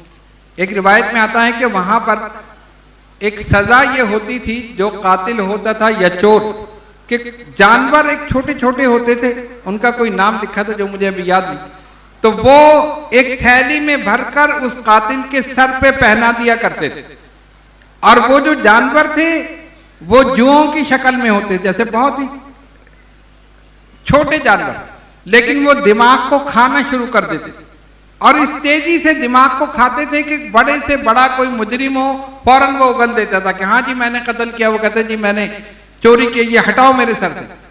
تو ایک مجرم کو لایا گیا تو انہوں نے کہا اس کو وہی ٹوپی پہنا دو، اس ٹوپی میں وہ جانور ڈالے، اس کو پہنا دی، وہ آرام سے بیٹھا رہا۔ انہوں نے کہا کمال ہے، ارے یہ تو جانور ایسے کاٹتے ہیں کہ آدمی کا دماغ کھا جاتے ہیں تو منٹوں میں، اس کو کچھ ہو نہیں رہا۔ انہوں نے کہا نہیں اور جانور ڈالو، دوبارہ پہنایا، تیسری بار، اس کو کچھ نہیں ہوا۔ انہوں نے وہ ٹوپی اتاری، کہا بتا مسئلہ کیا ہے، تجھے کچھ کیوں نہیں ہو رہا؟ یہ جانور تو دماغ کھا جاتے ہیں اندر سے، 2 منٹ میں جو آدمی ہے مجرم وہ چیخ پڑتا ہے۔ اس نے کہا صرف ایک بات ہے، امام عالی مقام کا سر جب گزر رہا تھا تو میں نے وہ سر انور لے کر اپنے سر پہ رکھ لیا تھا، وہ سر انور اپنے سر پہ رکھ لیا تھا، میں سمجھتا ہوں صرف اسی کی برکت ہے اور کچھ نہیں۔ با ادب با نصیب، بے ادب بے نصیب۔ جو جتنا ادب کرے گا اللہ تبارک و تعالی اتنی رحمتیں اور برکتیں نازل فرمائے گا۔ تو ہم نے آپ کے سامنے سیدنا امام حسین رضی اللہ تعالیٰ عنہ کی شہادت کا واقعہ بیان کیا۔ کوئی تفصیل نہیں، ہم نے بہت ساری چیزیں اس میں چھوڑ دیں، بہت سی روایتیں چھوڑ دیں۔ اب اس پر جو اعتراضات اور بہت ساری چیزیں اگر وہ بیان کی جائے تو پھر تو پوری رات ہی گزر جائے۔ لوگ کہتے ہیں کہ امام حسن نے صلح کر لی، امام حسین نے جنگ کی، ہم کیا کریں؟ میں نے کہا ہم صرف ایک بات کہتے ہیں، جس سے حسن نے صلح کی ہے اس سے ہم جنگ نہیں کریں گے، اور جس سے حسین نے جنگ کی ہے اس سے ہم صلح نہیں کریں گے۔ بس ہمارا موقف تو یہ ہے۔ اور دوسری بات یہی ہے کہ اگر کوئی تم سے کہے کہ بھئی یزید کے لیے بغاوت کی اور یہ کی، اس کے سارے جوابات موجود ہیں، لیکن سیدھا سا جواب یہی ہے، تم دعا کرو تمہارا حشر یزید کے ساتھ، ہم دعا کریں ہمارا حشر حسین کے ساتھ۔ انشاءاللہ تعالی سردار نوجوانان جنت کے ساتھ جب حشر ہوگا تو سب جانتے ہیں کہاں ہوں گے، ہم رسول اللہ کے، جنت رسول اللہ کے۔ اللہ تبارک و تعالی ہم سب کو سیدنا امام حسین رضی اللہ تعالیٰ عنہ، ان کے رفقا، جتنے بھی شہداء، وہ سب اہل بیت، ان سب سے محبت کرنے کی توفیق عطا فرمائیں۔ نبی پاک علیہ الصلوۃ والسلام کی سچی محبت ہمارے دلوں میں پیدا فرمائیں، اسی محبت میں زندہ رہیں اور اسی محبت میں موت عطا فرمائیں۔ وآخر دعوانا ان الحمد للہ رب العالمین۔